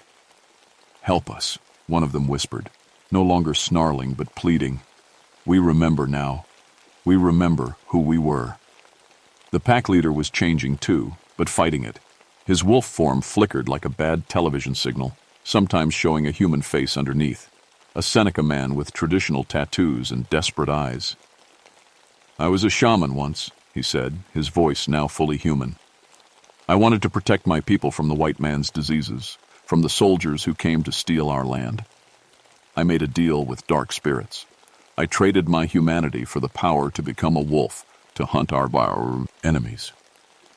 "But the power corrupted you," I said, understanding. "Yes, the hunger grew. First we hunted soldiers, then settlers, then anyone who entered our territory. We could not stop. And when we died, the dark spirits would not let us rest. They bound our souls to this place, forced us to keep hunting, keep feeding them the souls of the innocent." The sage smoke was growing thicker, and I could see the other transformed humans more clearly now. Some were recent, probably the missing campers. Others looked older, their faces bearing the marks of different time periods. This had been going on for generations. "Can you be freed?" I asked. "Only if the spiritual bond is broken," he said. "Only if someone with the right knowledge performs the proper rituals." I looked at the faces of the people trapped in wolf form, saw the hope in their eyes. But I also saw something else in the pack leader's expression: cunning. Even in his moment of apparent redemption, he was planning something. That's when I realized my mistake. The sage was purifying the corruption, yes, but it was also making them more powerful by clarifying their spiritual energy. The pack leader's human form was stronger than his wolf form had been. "Thank you, Night Wolf," he said, and his human shape began to grow larger, more imposing. "You have freed us from the confusion of our beast forms. Now we can hunt with human intelligence and supernatural power." He gestured, and the other transformed humans began changing too. But instead of becoming more human, they were becoming something worse. Human minds with the predatory instincts of wolves, all of their spiritual energy focused and enhanced. I had made things worse, not better. That's when the cavalry arrived. Jenny's truck came roaring up the mountain road with its emergency lights flashing. She jumped out before it had fully stopped, carrying a bundle of supplies and what looked like a traditional Seneca medicine bag. "Sam," she called, "get down." I hit the dirt just as she threw something into the air above the transformed pack. It loaded into a cloud of different colored powders: red, yellow, white, and black. The effect was immediate and dramatic. The pack leader screamed as the colored powders settled on his skin. Where they touched, his flesh began to smoke and burn. The others were affected the same way, their enhanced forms dissolving back into confused, frightened human shapes. "Sacred cornmeal," Jenny explained, still throwing handfuls of the powder. "Blessed by 7 different medicine men from 7 different tribes. It binds dark spirits and forces them back to the shadow realm where they belong." But the pack leader wasn't finished yet. Even as the cornmeal burned his spiritual form, he was gathering his remaining power for one last attack. His human shape began to glow with a sick, greenish light. "If I cannot have your souls," he said, "then I will drag you both into darkness with me." The ground around us began to crack and smoke. I could feel heat rising from below, and the smell of sulfur filled the air. He was opening some kind of gateway, trying to pull us down into whatever realm the dark spirits inhabited. "Jenny, what do we do?" I shouted over the sound of splitting rock. "Trust your grandmother's teachings," she shouted back. "You know what to do." I thought about the old stories, about the songs and ceremonies I'd learned as a child. There was one ritual I remembered, something about closing spiritual doorways and sending corrupted souls to their proper rest. I began to sing again, but this time I sang the death song, the Lakota chant that helps spirits find their way to the afterlife. Jenny joined in with the Seneca version, her voice harmonizing with mine. The effect was powerful. The cracked ground began to heal itself, and the gateway the pack leader had opened started to close. The other transformed humans, freed from his control, began to glow with a gentle white light. "Thank you," the woman who had been a wolf said to me. "We can rest now." One by one, they faded away, their souls finally freed to move on to whatever came next. The pack leader was the last to go, his form growing smaller and more transparent as our death songs grew stronger. "This is not over, Night Wolf," he said with his final breath. "There are others like me, other shamans who made the same choice I did. They will come for you now that you have shown them what you can do." Then he was gone, and the mountain was quiet again. Jenny and I sat on the ground, exhausted from the spiritual battle. The eastern sky was just beginning to show the first hints of dawn. "How did you know what to bring?" I asked her. "My grandmother told me the same stories yours did," she said. "And when you radioed for Sage, I knew what we were dealing with. I've been carrying those supplies for 20 years, hoping I'd never need to use them." We spent the next hour collecting evidence and preparing our report. Officially, we would say that a rabid wolf pack had attacked several campers, and that we had been forced to destroy the animals for public safety. The missing campers would be listed as victims of animal attacks. Unofficially, we both knew the truth was much stranger and more dangerous. As I drove home that morning, I thought about the pack leader's final words. There were others out there, other corrupted shamans using dark magic, other spirits that fed on human souls, and somehow my actions tonight had put me on their radar. Jenny was right about one thing. The old stories weren't just stories. They were warnings about real dangers that most people had forgotten existed. But some of us remembered, and some of us were willing to stand guard against the darkness. My name is Samuel Running Bear, and I've been a park ranger for 20 years. But after that night at Blackwater Falls, I understood that my real job was just beginning. The night shift isn't just about watching over animals anymore. It's about watching for the things that shouldn't exist but do and highway. The things that hunt in the darkness, looking for souls to steal and lives to destroy. Most people sleep safely at night because they don't know what's out there. But some of us stay awake, keeping watch, making sure the shadows don't get too bold. The hunt never really ends. It just changes who's doing the hunting. And sometimes if you're very quiet and you listen carefully on a dark night near Blackwater Falls, you can still hear howling in the distance. Different voices now, but still hunting, still hungry, still waiting for someone foolish enough to walk alone in the dark. But that's a story for another night.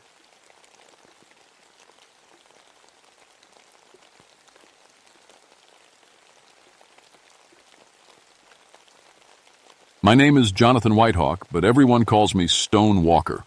Been a park ranger for 17 years now, working the highest peak in Virginia, Mount Rogers, standing tall at 5,729 feet. Most folks think being a ranger means sitting around watching trees grow, but they're wrong, real wrong. I got Cherokee blood from my mama's side and Welsh from my daddy.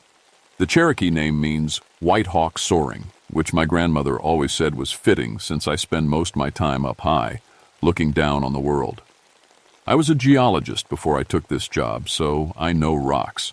I know how they're made, how they break, how they move. What I didn't know was that sometimes they can scream. Mount Rogers ain't like other mountains. It's got these big open spaces called balds, just grass and rocks with no trees, like someone took a giant razor and shaved the mountaintop clean. Wild ponies run free up there, tough little things that can handle the weather better than most people. The Cherokee folks always said this place was special, that something powerful sleeps in the mountain's heart. I always figured that was just old stories. I was wrong about that too. It started in June 1975, right around the summer solstice. That's when the mountain gets the most light, and something about that seemed to wake things up. The ponies started acting strange first, wouldn't go near certain spots, kept looking up at the rocks like they were watching something move. But rocks don't move, not unless there's an earthquake or a landslide. I checked all my equipment. Everything looked normal. Then the hikers started coming down with stories. "Ranger, that mountain's making noise," said Mrs. Peterson, a regular visitor who'd been hiking these trails for 20 years. "Sounds like someone crying, but real loud, real sad." I figured it was wind through the rocks. Mount Rogers gets some fierce weather. Storms come up fast and hit hard when you're that high up. But when 3 more groups came down saying the same thing, I started paying attention. These weren't city folks who jump at every owl hoot. These were experienced hikers who knew mountain sounds. So I loaded up my gear and headed up to investigate. I brought my seismic equipment, the same stuff geologists use to measure earthquakes. If something was making noise in that mountain, I'd find out what it was. I also packed my Cherokee grandmother's medicine bundle, though I told myself that was just for luck. The hike up took 2 hours, winding through pine forest that smelled like Christmas morning, then breaking out onto the open balds where the wind hits you like a slap. The ponies were nowhere to be seen, which was strange. Usually they're scattered all over the high meadows, but today the mountain felt empty. Too empty. I set up my equipment near the highest point where the rocks jut out like broken teeth. The seismograph started recording right away, picking up vibrations I couldn't feel with my feet. But the readings didn't make sense. Instead of random earthquake patterns, the lines on my screen showed something regular, like breathing, like the mountain was taking big, slow breaths every 90 seconds.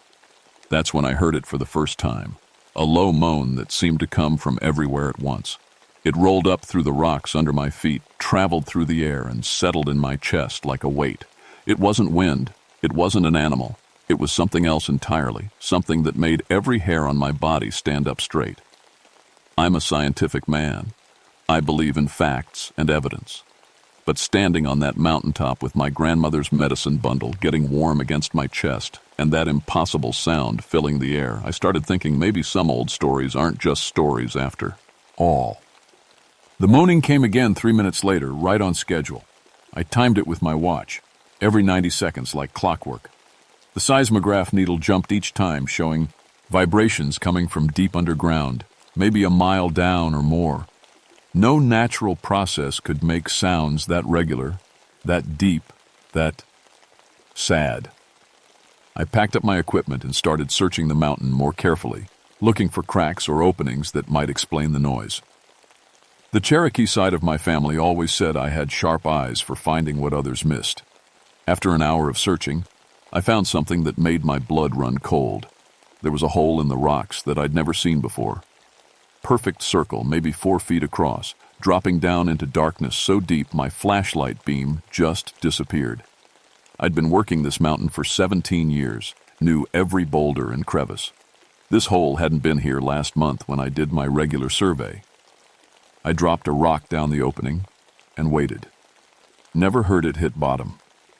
The next morning, I called Mary Thunderheart, a Cherokee elder who sometimes helped the Park Service with historical questions. Mary knew more about these mountains than anyone alive, and she never talked nonsense. "Stonewalker," she said when I described what I'd found, "you need to stay away from that place." "Why? What do you think it is?" "I think you found something that was supposed to stay lost." Her voice got quiet. "My grandfather told stories about Mount Rogers, said the old Cherokee sealed something dangerous in that mountain, something that controlled thunder and lightning. They used sacred ceremonies to keep it sleeping." I tried to laugh it off. "Come on, Mary. You know I respect the old ways, but this is probably just a sinkhole or a cave system opening up." "Then explain the sound," she said. "My grandfather called it the thunder being. Said if it ever woke up, it would bring storms that could destroy everything from here to the ocean." I hung up the phone feeling uneasy, but still convinced there had to be a scientific explanation. A nation. Maybe underground water or gas escaping from deep rock formations. I decided to go back up with better equipment, rope, powerful lights, and gas detectors. If this was just a natural cave system, I'd prove it. The ponies were back when I reached the summit, but they stayed far away from the circular opening. Every time the moaning sound came, they would lift their heads and take a step back, like they were listening to something that scared them. Animals have instincts we've lost. Maybe I should have listened to what they were trying to tell me. I set up my rope system and rappelled into the hole. 20 feet down, my light hit the sides, and I nearly dropped my flashlight. The walls weren't natural rock formation. They were covered in carved symbols, spirals and lightning bolts and strange geometric patterns that hurt to look at for too long. The carving work was incredible, like someone had spent years making every line perfect. But that wasn't the strangest part. The symbols seemed to glow with their own faint light, barely visible but definitely there. And they were moving. Not physically, but the patterns seemed to shift and change when I wasn't looking directly at them. 40 feet down, I found a ledge and stepped onto solid ground. I was in a huge underground chamber, bigger than anything that should exist inside Mount Rogers. My light beam couldn't reach the ceiling or the far walls. The air felt thick and electric, like right before a thunderstorm hits. That's when I realized the moaning wasn't coming from above me anymore. It was coming from deeper in the cave, somewhere ahead in the darkness, and it sounded like it was getting closer. I should have climbed back up right then, should have sealed that hole and called it a day. But I'm Cherokee and Welsh, which means I'm too stubborn and curious for my own good. I started walking toward the sound, my light beam cutting through air that seemed to get thicker with each step. The chamber stretched on forever, filled with more carved walls and strange rock formations that looked almost like furniture made for giants. In the center of it all, I found what I was looking for. And what I found changed everything I thought I knew about the world. There was something sleeping in the heart of Mount Rogers, something huge and old and powerful, wrapped in chains made of the same carved stone as the walls. The chains glowed brighter than the symbols, pulsing with each breath the creature took, because it was breathing. The whole mountain was breathing along with whatever was sleeping down there in the dark. I understood then why the Cherokee had sealed this place. Some things are too dangerous to let loose in the world. But I also understood something else. The chains were starting to crack. I ran. Not proud of it, but when you see something that shouldn't exist, sometimes running is the smart choice. I climbed that rope faster than I'd ever climbed anything, got back to my truck, and drove straight to the ranger station. My hands were shaking so bad I could barely hold the steering wheel. But I couldn't stop thinking about what I'd seen. The creature in the chains wasn't just sleeping. It was dreaming. And its dreams were starting to leak out into the real world. Over the next 3 days, things got worse. The weather went crazy.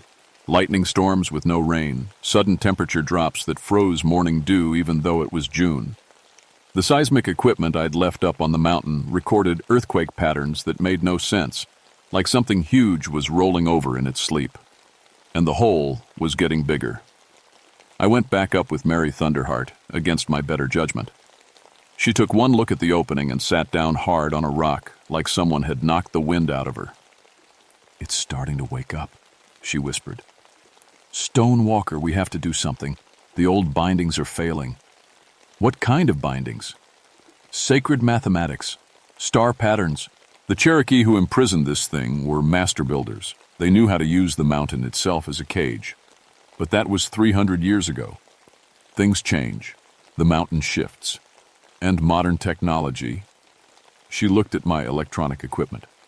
All these radio waves and electrical signals are interfering with the sacred patterns. As if to prove her point, my radio started crackling with static, then began broadcasting voices speaking in a language I didn't recognize. Old words that seemed to make the air itself vibrate. "That's Cherokee," Mary said, but her face had gone pale. "Ancient Cherokee, older than any of our current dialects. It's trying to communicate." The static cleared for a moment, and a voice spoke in perfect English. "The metal birds sing too loudly. The earth shakes with unnatural rhythms. I stir. I wake. I remember hunger." My radio went dead. Every piece of electronic equipment I'd brought stopped working at the same instant. We were alone on the mountain with something that was definitely not sleeping anymore. "We need to get everyone off this mountain," I told Mary. "Close the whole area, evacuate the campgrounds." "That won't help," she replied. "If the thunder being fully awakens, it won't stop at the mountain. It will bring storms to the entire region. My grandfather said it once rained lightning for 3 days straight when the being was angry." The ground shook under our feet. Not an earthquake, but something moving deep inside the mountain. The circular hole cracked wider, splitting the rock with sounds like gunshots. Hot air rushed out, carrying the smell of ozone and something else, something like copper and burnt things. "There might be a way," Mary said slowly. "The original binding ceremony. If we can remember the right words, the right patterns, maybe we can repair the sacred chains." "You know how to do that?" "Some of it, but it requires someone with Cherokee blood to anchor the ceremony, someone the thunder being will recognize as kin, not enemy." She looked at me meaningfully. "Someone it might listen to, instead of just crushing." I stared down into that growing hole, watching weird lights flicker in the depths. Somewhere down there, something ancient and powerful was testing its strength against chains that had held it for 3 centuries. The smart thing would be to call in the National Guard, or the Army, or whoever handles situations like this. But I don't think there's a military manual for dealing with Cherokee thunder beings. "What do I have to do?" I asked. Mary smiled, but it wasn't a happy expression. "You have to go back down there, face to face. The binding ceremony has to be performed in the creature's presence, and it has to be voluntary. You can't force a thunder being to sleep. You have to convince it." The mountain shook again, harder this time. Cracks appeared in the rocks around us, and I could hear something that sounded like chains breaking in the distance. "How long do we have?" "Not long," Mary said. "Maybe hours, maybe minutes. But Stone Walker, once you go down there, you might not come back up. The thunder being has been asleep for 300 years. It's going to be confused, angry, hungry. and you're going to be standing right in front of it when it fully wakes up. I thought about all the people in the valleys below Mount Rogers. Families, kids, old folks who couldn't run if supernatural storms started tearing up the countryside. I thought about my responsibility as a ranger to protect people from natural dangers. I guess this counted as a natural danger, even if it was the kind of natural that most people didn't believe in. "Tell me about the ceremony," I said. Going back down into that hole was the hardest thing I'd ever done. The opening had cracked wider, and strange lights pulsed from deep underground like a giant heartbeat. Mary had taught me the Cherokee words I'd need to speak, made me repeat them until I could say them in my sleep. But knowing the words and actually facing a thunder being were two different things entirely. The carved symbols on the walls were glowing brighter now, moving faster, like they were excited about something. I rappelled down into air that felt electric against my skin, making my teeth ache and my hair stand on end. Every breath tasted like metal and storm clouds. The underground chamber had changed. What had seemed impossibly large before now felt smaller, like something huge was taking up more space.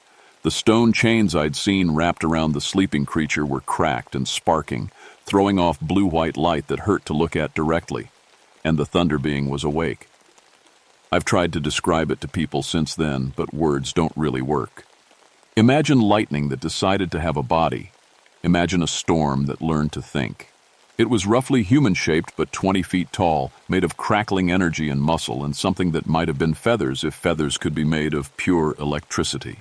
Its eyes were like looking into the heart of a tornado, constantly moving, full of power that could tear the world apart if it wanted to.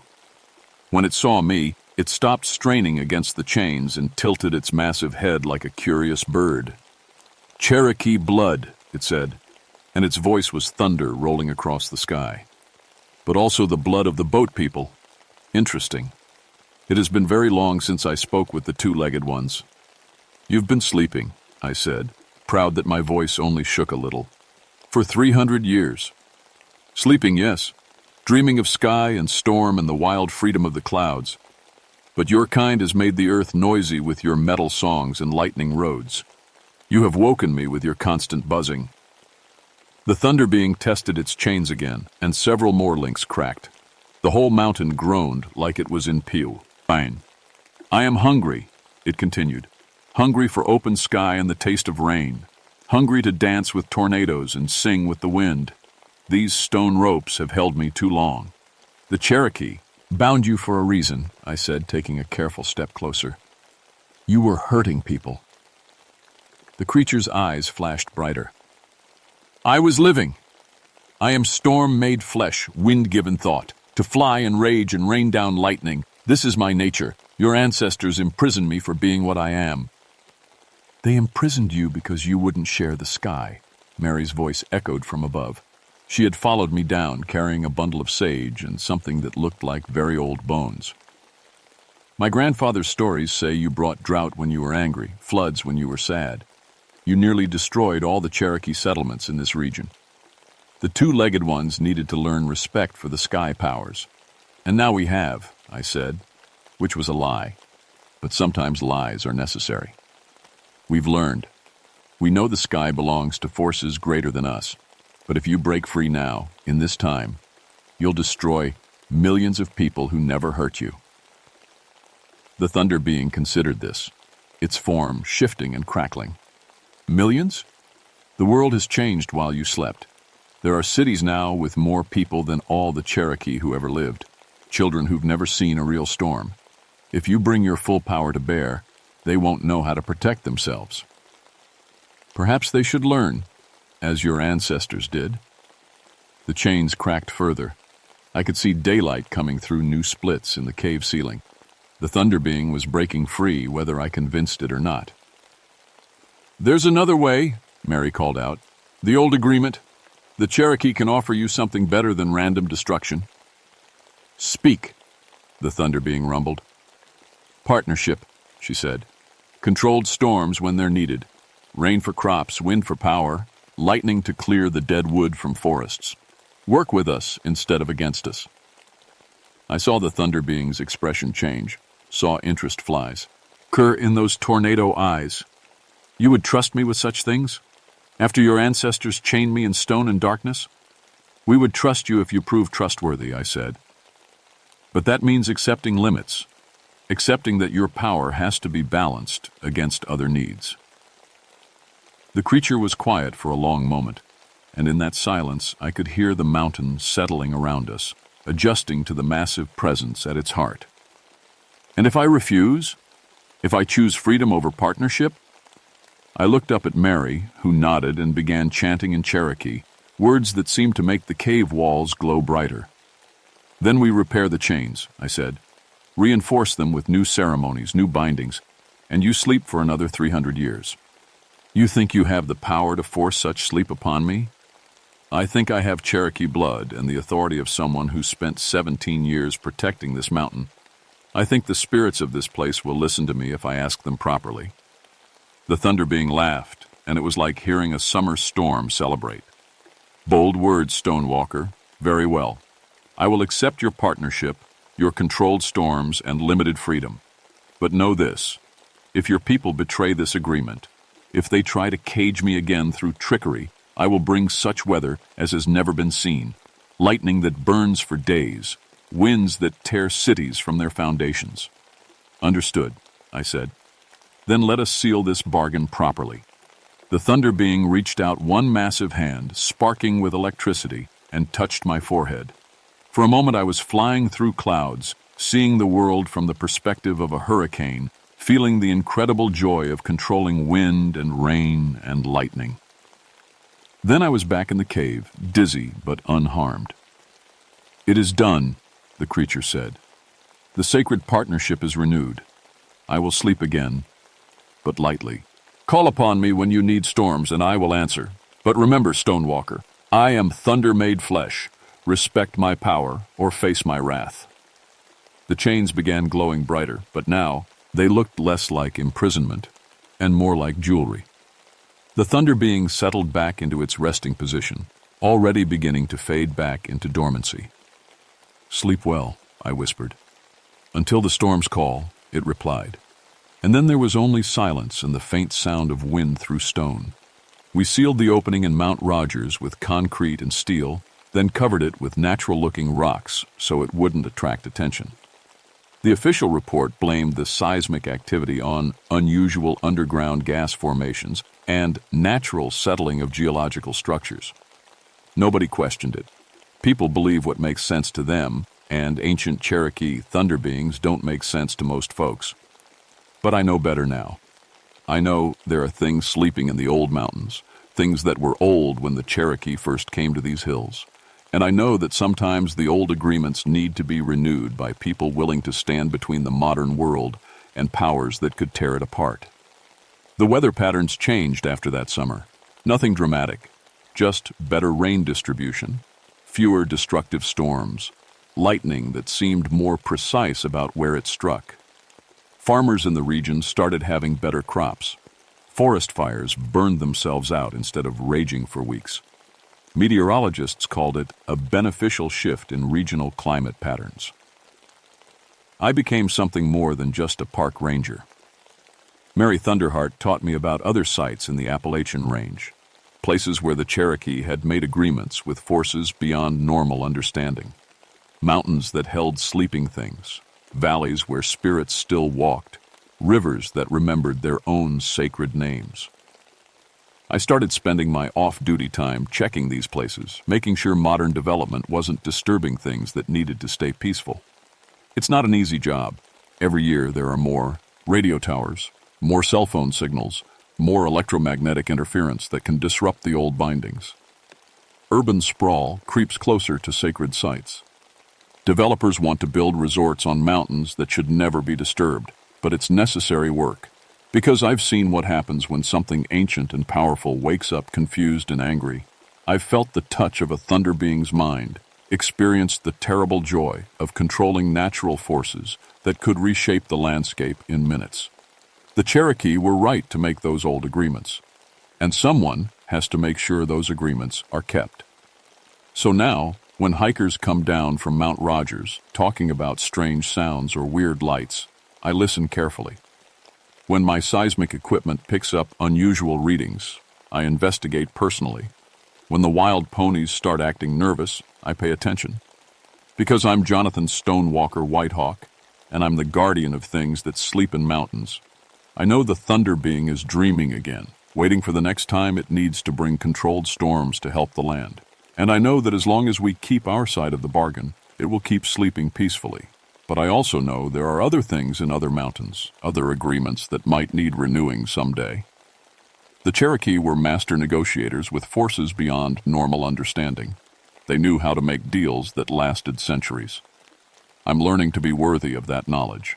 And every time storm clouds gather over Mount Rogers, I listen carefully to the thunder, waiting to hear if the thunder being is calling my name. Because that's what guardians do. We answer when the old powers need us, and we make sure the agreements that protect everyone are honored. Some people think I'm just a park ranger who's been alone in the woods too long. They think I'm telling tall tales about ancient Cherokee magic and creatures made of lightning. They're welcome to believe that. It makes my job easier. But if you're ever hiking in the high Appalachians and you hear sounds that don't quite make sense, or see lights where no lights should be, or feel like the mountain itself is watching you, remember that some places are sacred, some agreements are older than our civilization, and some guardians take their promises very seriously. The thunder being sleeps again in the heart of Mount Rogers, but it sleeps lightly, and it dreams of storms yet to come. And I'll be there to listen when it calls, because that's what I promised to do. That's what Stonewalker does. I walk between the world of stone and the world of spirit, keeping the old agreements alive for as long as the mountains stand. And the mountains, as anyone in Cherokee country will tell you, have been here a very long time.